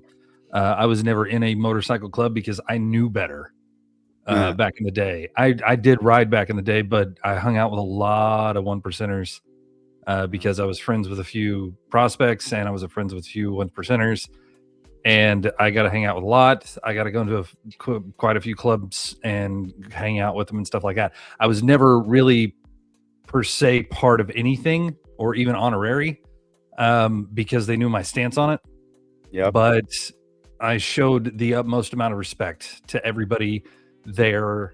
And if I got to a point where somebody did not want me there, I would not show up or I would not be there or I would leave because it's respect for the club and respect for the lifestyle. And for yourself, for your physical health. Fuck yeah. I got in a few fights. I ain't gonna lie. It was a few ass whoopings and a few whoop assins. I got in a fight with a couple of guys at one club, and it did not end well for me. They felt me the next morning, but I felt about 10 of them after that. So Yeah, I got stomped pretty hard. And no matter how much you win, it still hurts. Right. No matter how much I won, it still hurts. But they respected the shit out of me because I still stood up after they all stomped my ass. I still stood Your up. ass whooping. Yeah. And But there's I something got you up. said. There is. I got up. I'm There's bleeding. something. Yeah. I'm bleeding. I'm hurting, and I still stood up. I still put my fist back up, and I told them, I said, "Come on, motherfuckers." I said, you either gonna have to put me in a coma, or you're gonna have to kill me to stop me. Yeah, and they're probably like, "Damn, you're fucking crazy. We like you." And after that, they were like, "Let's buy you a shot." The one of the guys just walked up to me, smacked me on the back. I just had 20 boots on my back. Really, motherfucker? Yeah. And they got me pretty hammered that night. And the next morning, I woke up and I regretted ever walking in there. And I called my buddy and I said, "Fuck you." Why did you invite me there? He said, "Hey, they love you now. You're fucking crazy, man. They absolutely love you." And he goes, and the two guys that you fought first, and I said, "Yeah." He goes, "They don't like you so much." And I was like, "Really? Why?" And he goes, "Well, probably because one of them can't ride right now, and the other one can't smell anything right now." And I said, "There's a reason they call me Bones." Yeah. Bone Daddy. No, well, what? My story is nowhere near like his, but whenever I was younger, they called me Bones because that's what I broke. That's where I got the name. Now I keep the name because it's what I mend. Yeah, there you go. There you go. See, I like that. I can get behind that all day, bud. I really can. So I kept that name that I didn't like it, but I kept it. Can I ask you a question? How long did it take you to stop overcompensating for your wrongdoings? Because I'm doing a lot of that right now. I feel like I'm overcompensating. Like if there's a lady that has groceries, and she's elderly and I'm 300 yards away, and I can tell that she's going to need help opening her door. Like I almost want to take off running just to find an opportunity to help somebody. That's not necessarily overcompensation. No? That's being a good normal? person. Yeah. I still do that to this day. There was a lady that was at the grocery store and she needed help and I helped her. And I didn't do it because I was trying to overcompensate for my past deeds. I did it because it's the right thing to do and just being a good person. Yeah. You'll learn between the overcompensation and of who you were to who you are. You're going to try to overdo it now. You're going to learn that people will take advantage if you let that happen. Hell yeah. Don't let people take advantage. Yeah, no, I don't like that. That's part of the reason why anger became so easy. That was one of the main things that I didn't want it to happen anymore. Take advantage of it, I feel you. Yeah. It took me I'm going to be honest with you. It took me a decade to learn this lesson. Yeah. Well, luckily, I've been in therapy for as long as I have. I mean, if I wouldn't have been, I caught a case. I caught 5 felonies. I just got off probation like a year ago, but I caught 5 felonies. I beat up 3 dudes, broke bones on all 3 of them. My wife and I were leaving a titty bar. We used to live pretty crazy, and we were leaving a titty bar, and this dude just happened to, that they wanted to fight somebody, and I was the guy that was always willing to give it back, so I did. But yeah, she laughing, bro. I look at it this way. Whenever somebody wants to fight me, I just stop and think, how much ibuprofen do I want to take tomorrow? Do I really want to do this? Sorry, titty bar. And I just walk away because it's what, the titty bar? Yeah. That's what it's called. It was like a strip club. It's not called a gentleman's club. Those don't exist. Gentlemen don't go there, or if they do, they damn sure don't act like gentlemen while they're there. No, you ain't lying about that. No, they're gentlemen when they he went to the booby boutique. Is that better? I like that. She's gonna be laughing the entire time now. No, I'm gonna name a flower shop. It took me about a decade to learn this lesson. The thing is, no amount of good that you do will ever erase the bad. Talk about sugar lumps. I've never tried to erase the bad. I know what I did. I know who I hurt, and I know what I did in my life. Yep. And I don't try to erase the bad. I admit to the bad. I own that. I made friends with my demons a long time ago. I quit trying to fight them, and I just made friends with them because Them some bitches know me and I know them. And it's a Mhm. lot easier to make friends with them than it is to fight them. Sorry, I'm And just now, when it comes down to it, I do the right thing because it's the right thing to do, not because I'm trying to overcompensate for anything. You'll find that overcompensation does not heal the past or the wounds that you created, but just being a good person, a genuinely good person, that right there is enough to heal your own wounds. I Seeking think- forgiveness from others will not do it, because you I have to think forgive you. If you're overcompensating, you'll actually feel it yourself. Where it feels too much. Yeah, no, I get that. Like, I do. You'll feel that feeling of I'm doing too much. Right. I mean, dude, helping an old lady at the grocery store, that's just being That a was kind person. well. That was just. I mean, that was a horrible example. I mean, the only thing No, that would it's be, an that would actually be, it's a really good example. Good one. Well, Yeah. yeah. It's well, a I mean, good like, example of many things, but like if your friend calls you and says they need you for this, that, or the other, and you're always there to help them, you're wearing yourself out just to help that person or help multiple people or I something guess like it's that. more like being like overly nice to people. Like if someone if I'm at Home Depot or whatever, and someone's like, they almost hit me with, "Oh, hey, I'm sorry, man. Hey, you're good, bro. You're good." I don't know. It's just that there's this. I think what it is that there is a man. See, this is like therapy. I just kind of had. It's a control. It's a control. What it is, it's a level of peace that I have that's now Right. coming outside of me. That's what it is. It's the peace. But it's also You're a not control. used to it either. But it's also a control not. of your anger. Oh yeah, for sure. Yeah, I'm not. But that never made me angry. Like if I'm a Southern boy. You know what I mean? Like I've always been a Southern boy. But it's a control to your anger. It's an opposite effect. I don't have anything to prove anymore. You know what I mean? Like back in the day, if someone called me a bitch or a punk, they were done, son, and so were their homies real quick. But nowadays, it's like, what'd you say? You called me a bitch? Oh, you don't even know who I am, bro. I promise you don't want it. But if you do, you can swing. If not, I'm walking this way. Have a good day.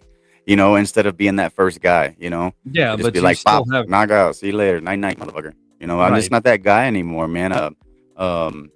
There's you still had the tendency in you if they give you the excuse. Oh yeah. Don't get me wrong. I don't even allow them to give that excuse. If somebody's gonna call me a punk or a bitch, I just walk away. I don't care, because I don't give those words power. Those words have no power over me. You can call me whatever you want to. You can say whatever you want to. But if you try to lay hands on me, that's a different story, because I'm going to defend myself. I'm not going to attack you, but I will defend myself, and you will figure out who I am. Right. Real quick. But your words ain't gonna do shit. You can call me whatever the fuck you want to call me. Your words ain't doing shit to me. I'm gonna laugh at you, and I'm gonna be like, really, dude? You think that some grade school bullshit's gonna get me to fight you? No. Right. So what you're saying is that one of the most manly things we were taught as kids was sticks and stones. That probably. Yeah. I mean that. Like that's if I lived that way, bro. Yeah. I mean that's huge. That's man. the exact what it should be. That's the thing. The old adage, sticks and stones will break my bones, but words will never hurt me. I say now, instead of saying that, words only have power if you give them power. They're only allowed to have power in your presence if you give them that power. If you let the word bitch take you to a place of anger, you gave that word power.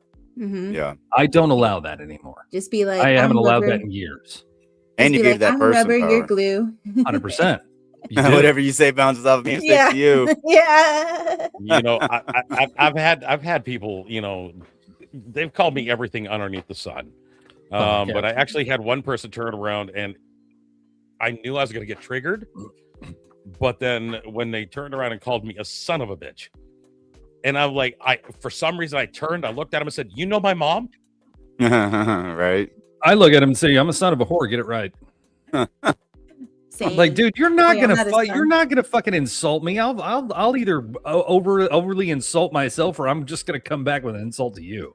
I mean, not gonna let you win. No, your words ain't gonna touch me for nothing. Yeah. Because I ain't gonna let them. But your fist ain't gonna touch me either. And if they do, then you want to get physical, I'm cool with that. But I'm not gonna push to get physical.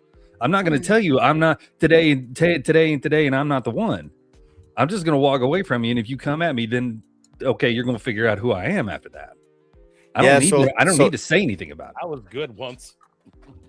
So the reason that anger became like so easy for me and violence was because like I've always been looking for acceptance, right? Like I feel like I've never been Right. what I was supposed to be, like we talked about earlier. Right. And you know, the club really liked me and accepted me when, you know, in the beginning days. Like I'll never forget the first time that I, like, you know, got my hands dirty. You know, I mean, it was complete self defense, but they were just like, "Holy shit, where did that come from?" You know, and it was just Right. like, "Oh, that felt good." They liked that, you know, Right. and that became the one thing in life that I did really, really good was being a good soldier, you know, Mhm. and you know, whatever I needed to do to protect my brothers, and that's It's also something that was really hard to say goodbye to. You know, like there's guys, um, But did you uh, really? But that's the thing. You said goodbye, but you did not leave. no, but I'm saying no, I left. I'm not a member at all. But Just not being, but you have the respect of that club that you could still go back and yeah, visit and talk and stuff like that. yeah, I yeah, mean, you can see him on the absolutely, side of the road Yeah. and go, "Hey, yeah. hey, Brian, how you doing?" They'll Yeah, be but the like, job, "Yeah, but how yeah, you but the job that I had, it would, you know, was uh, I was the protector. You know what I mean? And that wasn't a Enforcer. self-given job. I had a title. I'm just not going to talk about it. I mean, I guess it's not that bad. I mean, I was an enforcer. Yeah, you're an Um, enforcer. yeah, yeah. So I there's guys now that are, you know, they're up in age, they're old school. I love them to death, and you know they're not going to be alive much longer. And um, you know, like getting their body from the funeral home to the gravesite, like that was something that was very honorable, that I took very Right. seriously. yeah, And there's two guys that I always told, like, hey man, like, you know, one day every funeral they're like, man, T Roy, I sure do love you, bro, you do such a good job, you know. I know that whenever I'm gone, you know, when that day happens, I know you'll make sure everybody gets where they need to be, man. I love you, bro, you do a good job. Right. And I can't do that for those two guys now, you know. So there's a part of me that I took that job really, really seriously. And that's When it it's came to looking out for my guys versus, you know, the mhm, stereotypical image that people have in their head of what an enforcer is, right? He's the guy kicking down doors. He's the guy, blah blah blah blah blah. That's the yeah. last thing that you really. Oop, whoop, there it goes. That's the last thing that, you know, that you do on a daily basis. You know, the main thing you do is you take care of your brothers. You know, Right. um, so there's a part of that I really, really miss. The other thing I miss about it more a lot too is the adventures, bro. You know, like my wife she's always with me. You know, we're best friends. You know, and that guys, so many guys would clown on me. They're like, "Oh yeah, there's T Roy. Yeah, oh yeah, his wife's probably with him as always." I'm like, "Hell yeah, she is." You know, that's my best friend. Y'all can eat a dick.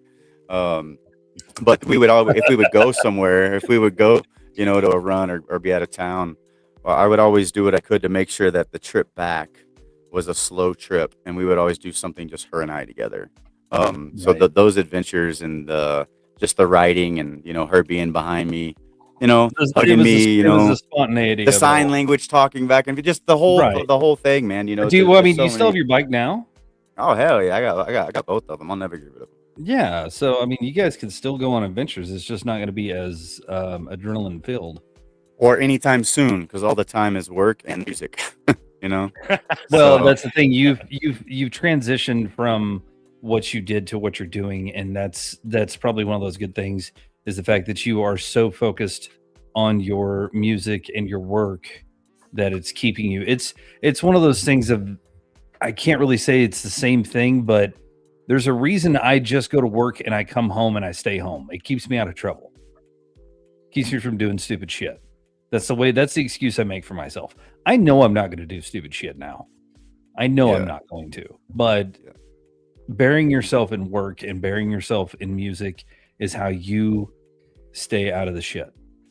Is how you stay out of the bad decisions. Is how you stay out of doing things that aren't good for you. And there's nothing yep. wrong with that. And Hmm. music is a damn good outlet for it. And I'm gonna put it to you this way: your brothers there will absolutely love the fact whenever you put out that first album, they'll be playing it at the club. No questions asked. Yeah, they'll be happy for me.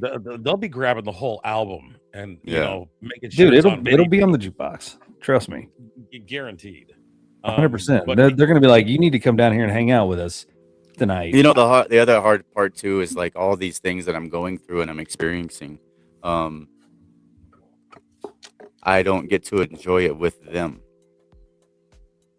You Well, know, like that's I miss them. You know what I mean? Like, are they still in my yeah. life? Can I call them? Yeah, but not every single one of them. I'm not that close to all of them. Let's be real, man. There's a lot of motherfuckers. you know. Right, So Yeah. you know, and out of sight, out of mind is a very big thing, and it's real, you know. Yeah, it Um, is.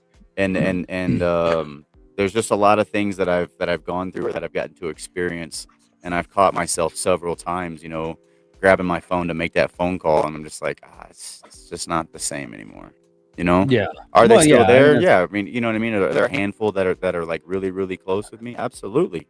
Um, but you know, it's no a matter how you change. put it, no matter no, it's not even. I mean, yeah, but it's not even that, man. No matter how you put it, a quitter's a quitter. Fair. You know what I mean? A quitter's a True. fucking quitter. And Right. there are some that back and support and understand why I left, and they support that. And there's others that blew my mind when the only response I got was, "All right, cool, good luck." Well, And it's that's like, "What the because fuck? You told me you loved me, motherfucker. What? You told me what?" because to them they don't have they haven't had that experience yet. They haven't had that reason to have to change their life or anything. That is their life. That is their brotherhood. That is their family. Oh no! Oh no! That's the No! way No! they No! are. No! I got to correct you, man. There's a Really? lot of them that have a lot of reasons to not do it anymore, and that's children. You know what I mean? Oh, Bikers Well, like yeah. to get drunk, and they like women. And what happens when you get those two together? You make babies. You know, well, when a and man loves a woman, there's a lot of Roxy. there's a lot of old So heads that's in how babies motorcycle. are made?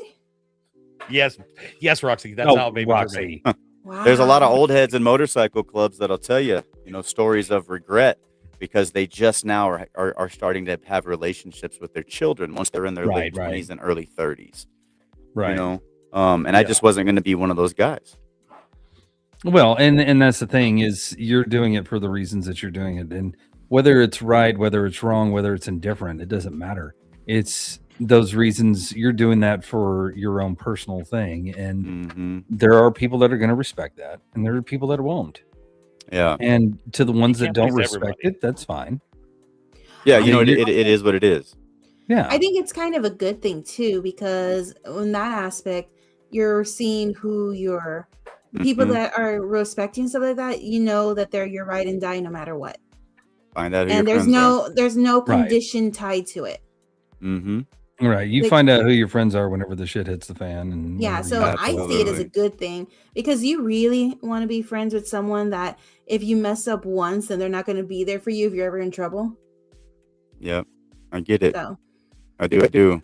And I mean, I get- and that's the other thing too. Like it kind of opens up your eyes to some fakeness, right? And if you love something Right. so much and it was so important to you, and then you realized, man, it wasn't. It was 50% as much love as I thought it was. That hurts, right? Like that's mourning a death at the same time in its own way. mhm. You yeah, know? It is. and that's true. Yeah. No, now music wise, do you put a lot of that feeling that you have into your music? Hmm. Yeah. Yeah, do you- Rockstar I asked mean- that too. How does the history of anger and violence add to the music that you currently play? I mean, right now there's not a lot of anger or violence in my music. It's more redemption, really, more than anything. Mhm. Trying to find out who I am, trying to understand, just kind of just kind of telling a story. Like I said, I got a couple songs we've been working on, doing some co-writes with some really, really prominent co-writers that I've just been honored to work with and meet. I can't really play any of that or sing any of that for y'all yet, obviously.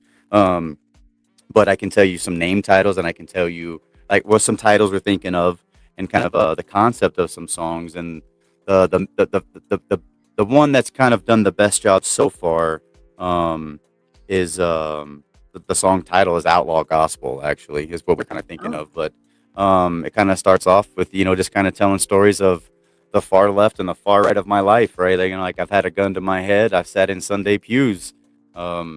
Oh man, yeah. I've lived Ooh. more life than most Mhm. 5 guys, and I've paid my dues. My artist development branding, what's coming out of my heart in these writing rooms when I'm literally more vulnerable probably as vulnerable than when I'm in therapy than from my therapy sessions that I've been in. It's like I said earlier, that gangster apostle standing on the good news of the outlaw Mhm. gospel. Like there's a lot of people in life that think that they live an outlaw lifestyle, you know, and a lot of them wear insignias that represent that to the public. Um, Yeah. but an outlaw doesn't do anything that anybody fucking tells them to do. Mm-hmm. And That is facts. an outlaw, you know, he doesn't conform to anything. He stands on what he believes in. Period. Right, wrong, Mm-hmm. indifferent. Whatever it costs him, whatever it gains him, it doesn't matter. And I got tired of living by other people's rules that I didn't agree with, and rules that changed and adapted for certain individuals' personal gain or what they wanted, and you know, this life of conforming. To be honest, man, walking away from the club the way that I did and doing what I'm doing is probably one of the most outlaw things I've ever fucking done. Yeah. You I know? mean, I gotta say that's Yeah. hardcore though. That's hardcore in a way. Saying, Yeah. "Hey guys, I'm done. I have to go on. I have to go. I'm good with you guys here. I found myself here in a lot of ways, but there's Yeah. something else missing in me Yeah. Exactly. that I can't find when I'm here. Right. Yeah. Right. You know, and a lot of times it takes that. I mean, And I'm at not one trying to point- say that I'm more of an outlaw than they are. That's not my No, point. no, no, no, right? I know not what even- you're Yeah, saying. this isn't a dick measuring contest. You know, that's the Well, last I'd thing. win. What? Roxy, did Jesus you just say Christ. I'd win? Yeah. God, Roxy. Well, you are Wow. anime. You could probably make anything happen on that. Exactly. Now, Troy, have you ever seen? No, this is just out of the blue. Have you ever seen the movie Beyond the Law with Charlie Sheen? Off the top of my head, I don't know if I have. I mean, I'm sure I have, but I can't remember. It's a quote unquote true story about an agent who went undercover in a biker gang, and he ended up losing himself and becoming friends with the biker gang and stuff like that. And he hated the fact that he had to bust them and shit. But Yeah, it I was think an I do remember actual- that. Yeah, it was an actual true story. And man, I mean, you talk about having to walk away from something and all that kind of stuff. And he had that conflict and he had that fight with himself about it. You know, Yeah, I because bet. he ended up liking all the guys. Yeah, it's something else. It's a different kind of love, you know, when you know, you surround yourself with that lifestyle that is very, very, very capable of giving you everything but love. You know what I mean? Like, Right, let's right. be real. Like, people are qualified. You know. Well, it all comes in different forms. I mean, love comes in different forms and in different ways. And it's one of those things that what you think might be love at one point is not, and what you realize that, you know, there are some things out there that you never thought was going to be love that is love. Right. And it's hard to decide which one's which until the moment comes. Yeah, absolutely. Yeah, I agree with that 100%. So I do have a question on the relationship side of things. Yeah. Has your woman ever said you love that bike more than me? No, but not so much the motorcycle, but but it's definitely been portrayed in the past years that the club was more important. Yeah. And it really wasn't. And there's a lot of guys, you know, regardless whether it's the club, sports team, it doesn't matter, right? Like there's so many different things that can take up your time away from your family. And if your family doesn't support you, you're not going to be as successful in whatever that is in the first place. But I always explained it like, look, here you are, and here the club is. Right? There's times where the club has to sacrifice time with me, and there's times that you have to. And that's how I was taught. That I firmly believed that. Do I believe that now? Nope, I sure don't. You know why? I was gonna say. Yeah, I don't believe that. Like I don't. answer. I don't believe that now. And that's because, especially now, you know, because at the end of the day, are they going to be there on my deathbed? They'd be at my funeral, but they probably wouldn't have been at my deathbed. Maybe a handful that had to be there to deal with it and make sure everything's taken care of, you know. But my wife and my kids, you know, and my future grandkids, and all of those things. My kids' future and my kids' future is very important to me because they don't deserve to live through the mistakes that I knew that I was making if I continue to make them. That's not fair to them. That's selfish. And on top of that, my wife deserves to feel like she's the most important person in this world. And there was so many times where a trip was planned or a trip was scheduled and everything was cool. It was good, no big deal. But something would happen with life. and then I wasn't able to be there for her, and that's a half-ass husband. And I got tired of being told like, well, it's, yeah, sorry, we need you here this weekend. We need you here this weekend. I'm like, cool. That I got my kids this weekend. Okay, well, you got to be here. I'm not going to be there. Fuck you. You know, it's not going to happen. And that's where it got with me. And I started saying, no, I'm not going to do it. So that was, but it was also because my kids are getting older, right? Like when they're 2, 3, 4, 5 years old, you know, it's like it's not as big of a deal if you're not there for a day or two. You know, and I'm not saying it's not a big deal. It's not as big of a deal, right? No, you're right. You know, you got a 12, 13, 14-year-old little girl who's developing in life in multiple ways, right? Everybody knows what I mean about that. Yep. I got a 14-year-old. Right, and you're not home for a weekend, right? What's going to happen? There's a lot of resentment, you know, and then what's she going to do? Well, this boy was really winking at me today. I'm lonely. Let me text him, you know, and that's just one example, right? And that's the extreme. But that's my job, is to make sure that she doesn't ever get to that point, you know. And she's 11 now, and she started to really portray that she didn't like it when I would have to leave. So when I came home after I finally made that final decision, which took me like months and months and months, like the guys knew I was working on it. I was on the fence. I was very open about it, right? But when I came home after that last church, and I didn't have anything on my cut anymore, all the patches were gone. My little girls just cried and cried and cried, and it was the first time that I really understood how scared they were for me. Right. I didn't know that they knew what my job was. I didn't know that they knew, you know, all the potentials of what could possibly happen. But my oldest knew. And yeah, I'll never forget that night. Yeah. As someone who lost her dad at a very young age, being a father there for your daughter is extremely important. If my hands were plugged in, I would applaud you for your decision. Thank you. I appreciate it. I mean, there's been nothing but confirmation, even to the point where I was just like, man, like you said, you know, you made your friends your demons. I haven't done that. I never made them my friends. And that's just because of the old school, you know, religious upbringing, you know. Oh yeah, no, I get it. I get it.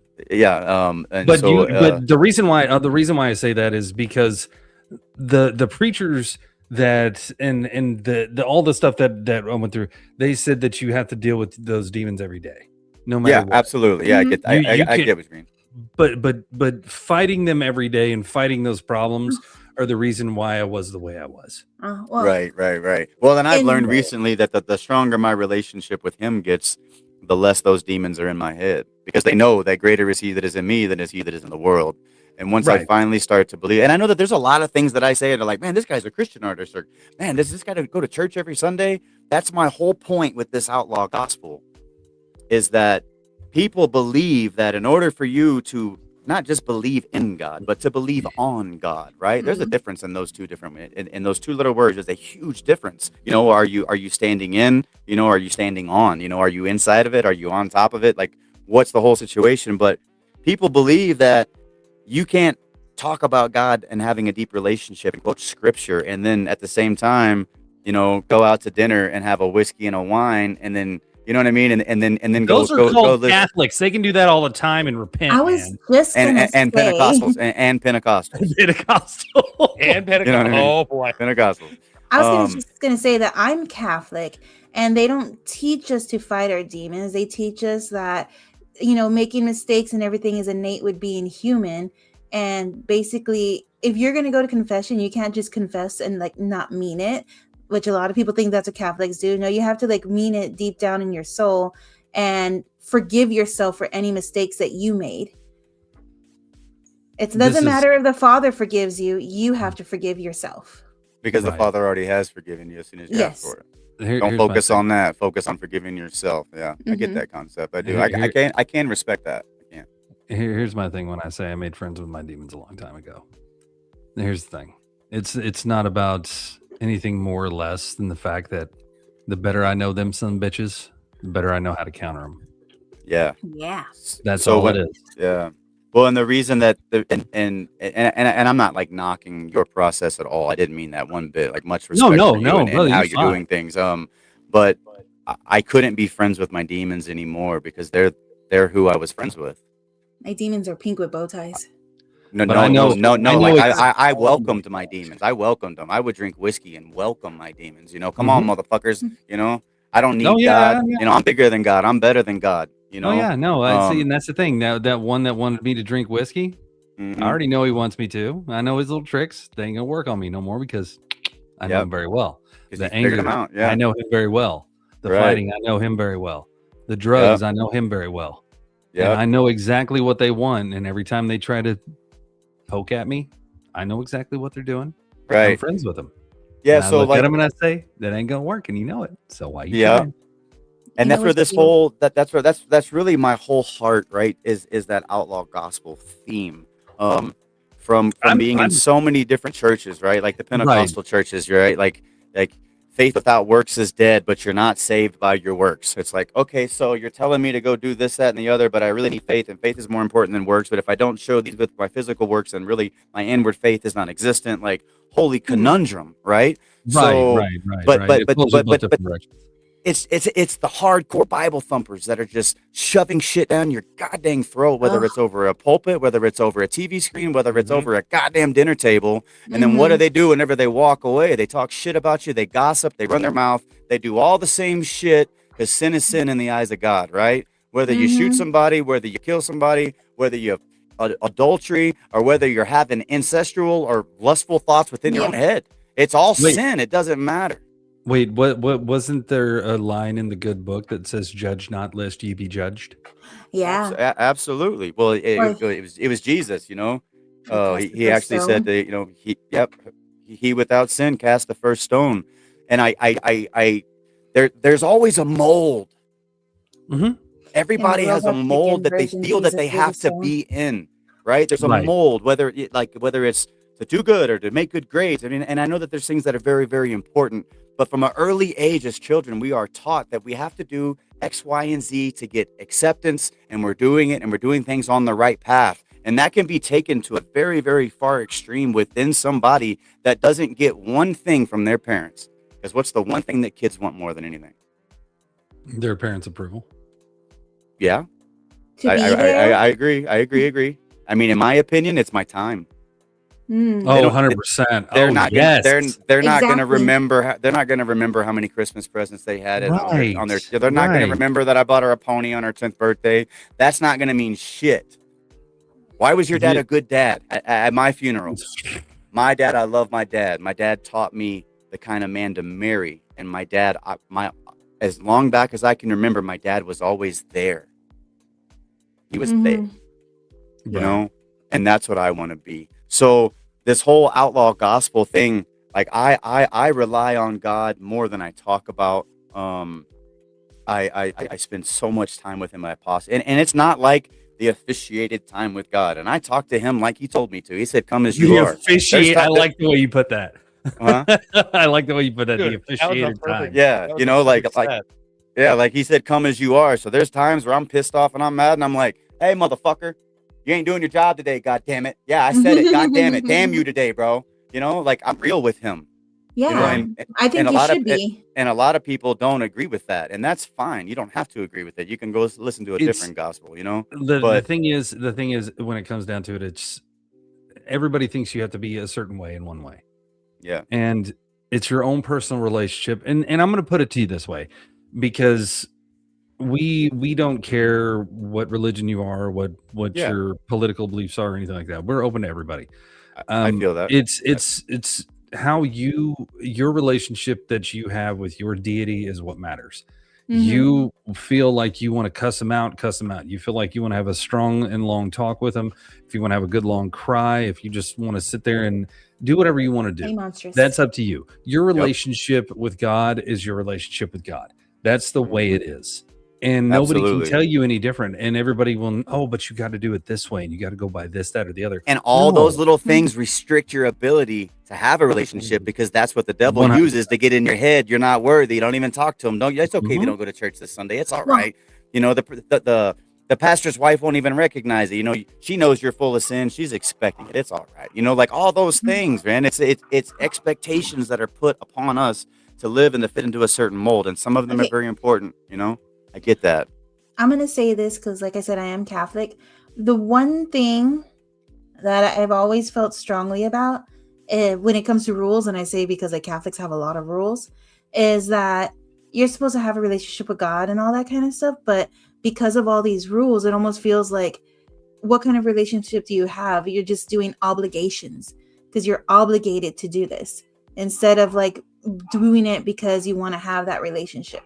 Yeah, I mean, the Apostle Paul said to keep your salvation through fear and trembling. You know what I mean? Yeah. Of your own convictions. You're not convicted if you don't have a relationship with God. So, are we doing things to please the men of church, or are we doing things to please God?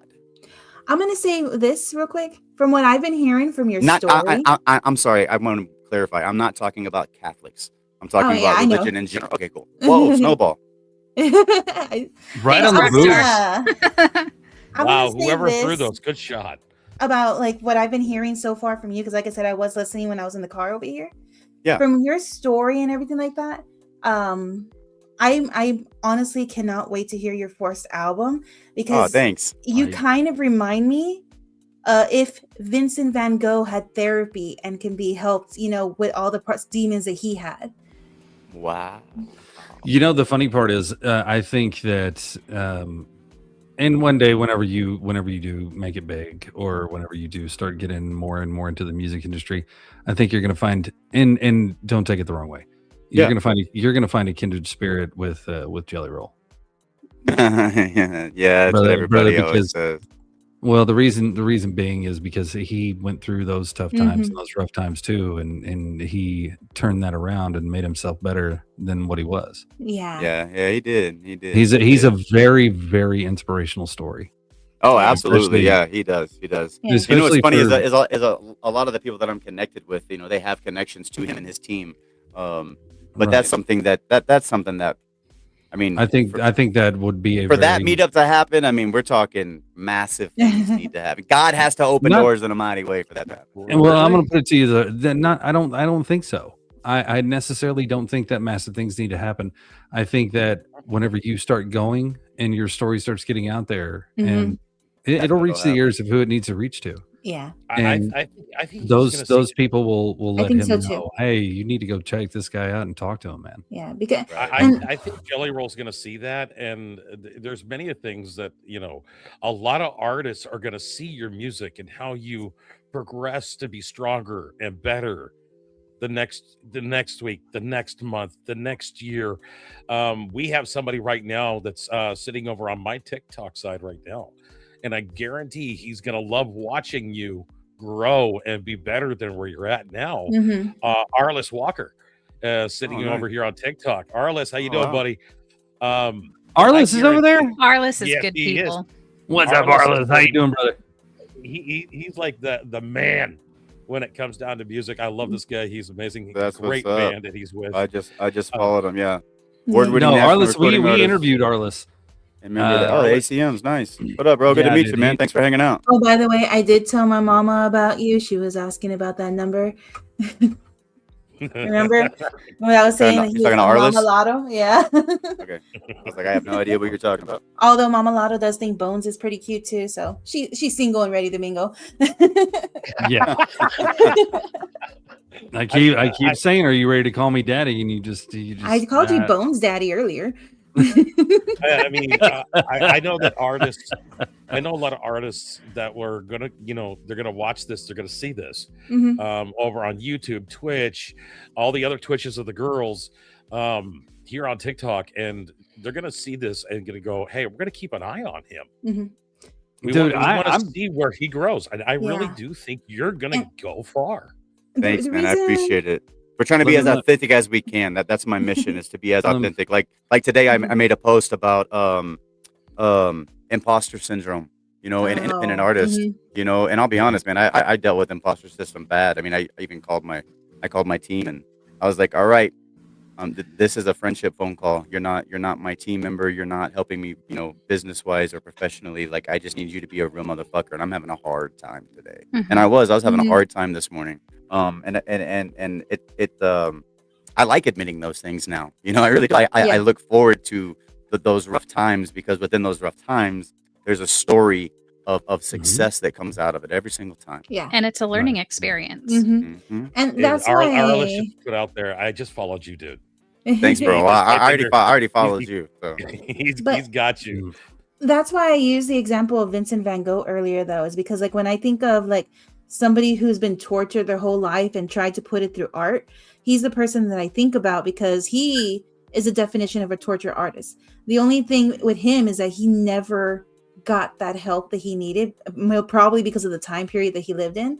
And Right. that's what I'm saying is like with you getting all the help and admitting like, you know, all of this kind of stuff, I think it's just going to make your music even more beautiful because you're going to have all that torture that you had from your past, but also all the healing and redemption, which is going to make things just more beautiful and more impactful to people. Because whether it's art, whether it's music or film, like it's all about the human experience and the human emotion. And when you could connect to other people in an emotional level, it's something that sticks with them and it just becomes that more impactful and that more powerful. yeah, And I Wow, think Rock, where did that come that's from? why Vincent van Gogh is the way he is, because with him, it was all torture. But unfortunately, like, you know, he never was able to get help. But, you know, for the people like nowadays that have that torture and can get help, they can create things that were even more beautiful than when they were. I like I- that. I like I that. wanted to be a therapist, by the way. So I'm sorry if about that came out. Dang, Rocks, where did that come from?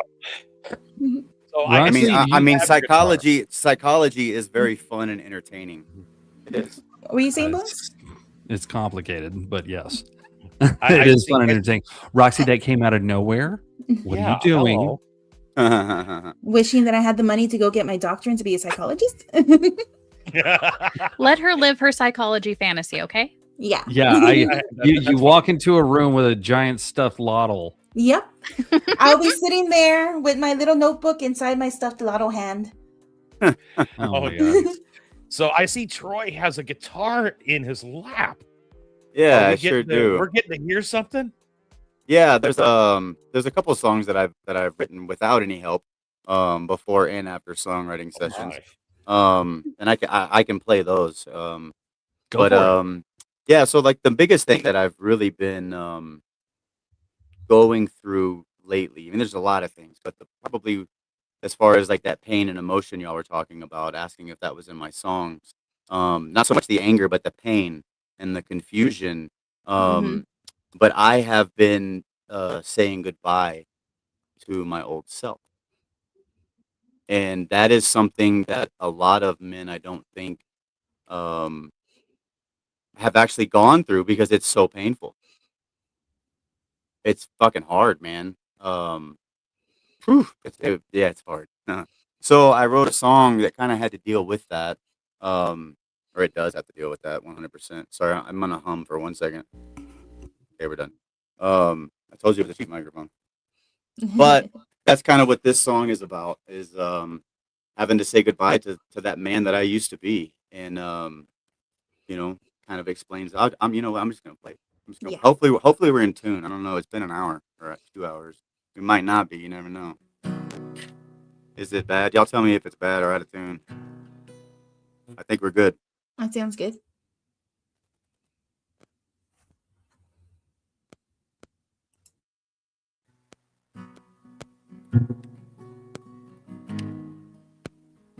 It's not real loud, is it? Hold on.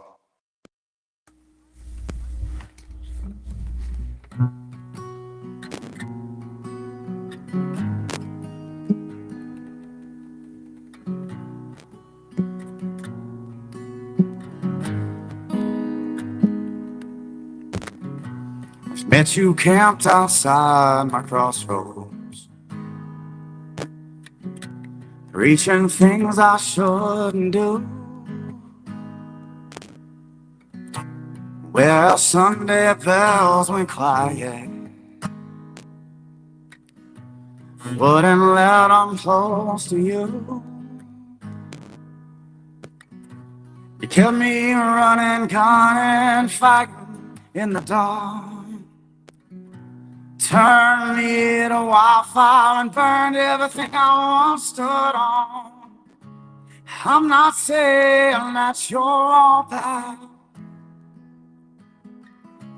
but it's time you left my head. So I'm packing up your boots, your lies, your blood-stained alibis, all them roads you dragged me down, Lord. Half-truth lullabies. There's things I love about you, your fire, your reckless truth.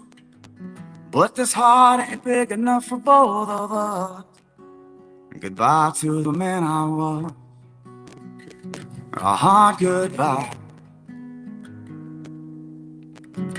You taught me how to stand my ground and how to weather any storm. But you worship demons and kept me from harm. As you chase the sound, the engines roar. I'm not saying that you're all bad, but it's time you left my head. So I'm packing up your boots, your lies, your blood-stained alibis, and all them roads you drag me down, Lord. Half-truth lullabies. There's things I love about you, your fire, your reckless truth.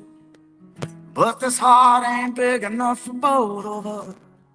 So goodbye to the man I was a hard goodbye.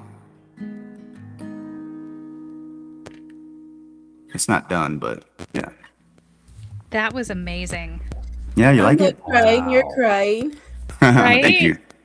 I appreciate it. That had a lot of feelings. Yeah. And I Yeah, a can see it. lot of my stuff does. A lot of my stuff does. Brother, I'm gonna say from one hard motherfucker to another. I'm looking forward to what you can do. Thanks, man. I really You know, am. it's really hard. Even right now, it's like I know that there's people watching, you know, or there's people that are going to be watching, and even now, even though that I've accepted that this is who I am and that I'm happy with that, I know by the choices that I've made to be where I'm at today, I know that I let a lot of people down that don't believe the way that I believe, and I wish. I mean, they just meant so much to me. Right. And I just wish that they just knew that if I wouldn't have done what I did, I don't know if I could be here anymore, man. I was so torn. I was just so torn, and I got something that I got to do, and I got a mission, and I'm just on my mission now. Well, the real ones will understand. That's for sure. Yeah, I appreciate it. I would And- definitely like to ask something, if it's Yeah. not too hard. I wouldn't mind having him play it one last time when we leave, and just not to play the ending of our stuff, and let him just walk us out to close. Wow, that's an honor. Thank you. That's cool. That's really cool. I Yeah. 100% agree. That's pretty rad.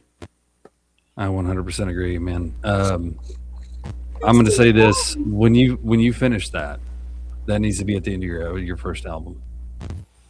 Yeah, probably I so. think I mean, 100% they definitely like it. It That's needs an to be. ace. It needs to be acoustic. It needs to stay raw and real. Yeah. And I think it So- needs to be the very last one. So that's an ace. that's the first song that I wrote. That was my first solo right after my first couple of songwriting sessions, and they really liked what I soaked up and how my writing kind of adapted. I mean, I told them, I was like, look, my mission in life is to duplicate other people's success, right? Find out people who are successful in whatever I'm trying to do, whether that's construction, remodel, music, right? Learn their successes and learn to not make the mistakes that they made, and then take that process and make it my own to where it works for me, you know? Yeah. So that's good. Yeah. But anyhow, Man. thanks. I Wow. appreciate it. I do have another one I don't mind playing for y'all. It's about, it's called Take Me to Texas. I've been in Colorado for so long. I've been stuck, Oh. custody, all kinds of stuff. And one way or Right up another. right up Roxy's alley. I'm from Texas, but I Are you moved, really? yeah, I moved recently to South Carolina, and I miss it so much. Like I want to go home every day. Oh, But, you're gonna you know, cry if I play it. I'm already crying. It's okay. But I really Well, how would like about to play it Rock? because I think my stepmom is watching on one of these. I don't know which one, but and Well, how she about this? absolutely loves it. That's what you're going to walk us out with.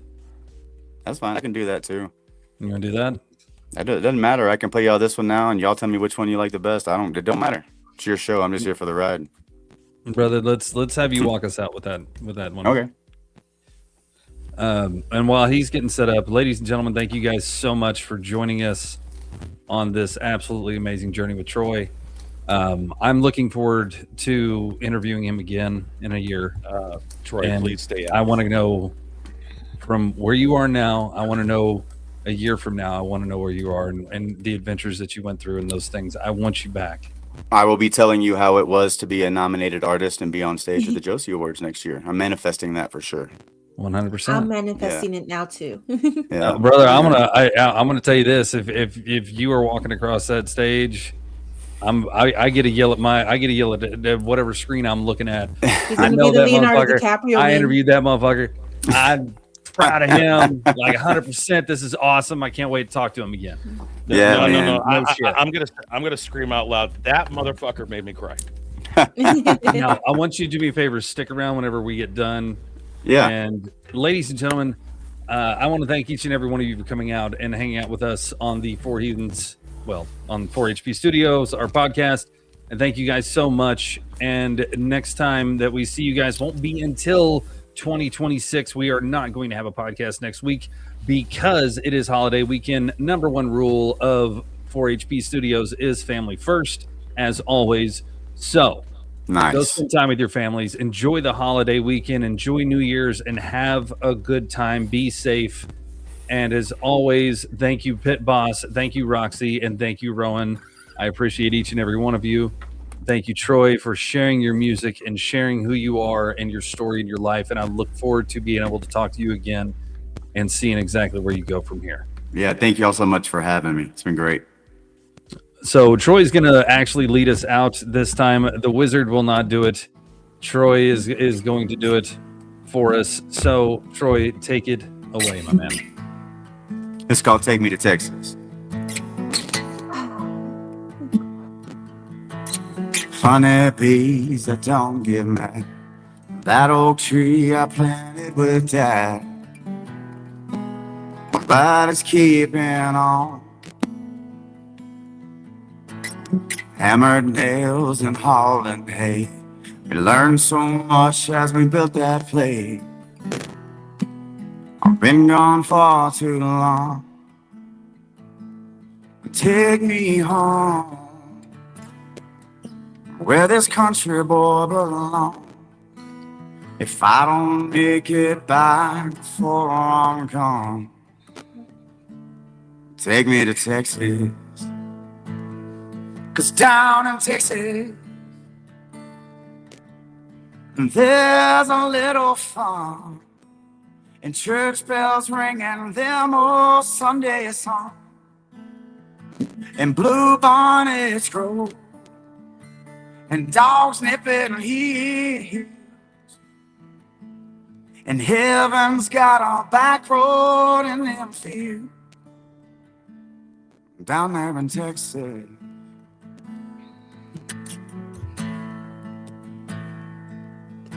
Roping pins and stockout shows, loading up for the rodeo. Memories of solid gold. Simple ways, amazing grace. Life stood still since I left that place. But time is dragging on. So take me home, where this country boy belongs. If I don't make it back before I'm gone, take me to Texas.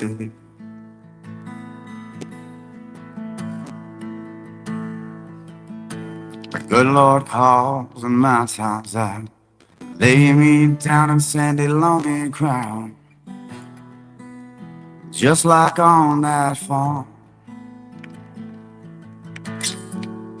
Pick a spot where bluebonnets grow, and I can still hear the rodeo, and help my kids carry on. 'Cause now I'm home, where this country boy belongs. I might skip heaven and steer from now on, right here in Texas. Here in Texas, on this little farm, I'm singing all my favorite Sunday songs, and bluebonnets grow right above my heels. I'm walking heaven's back road in these fields. Oh, God bless Texas.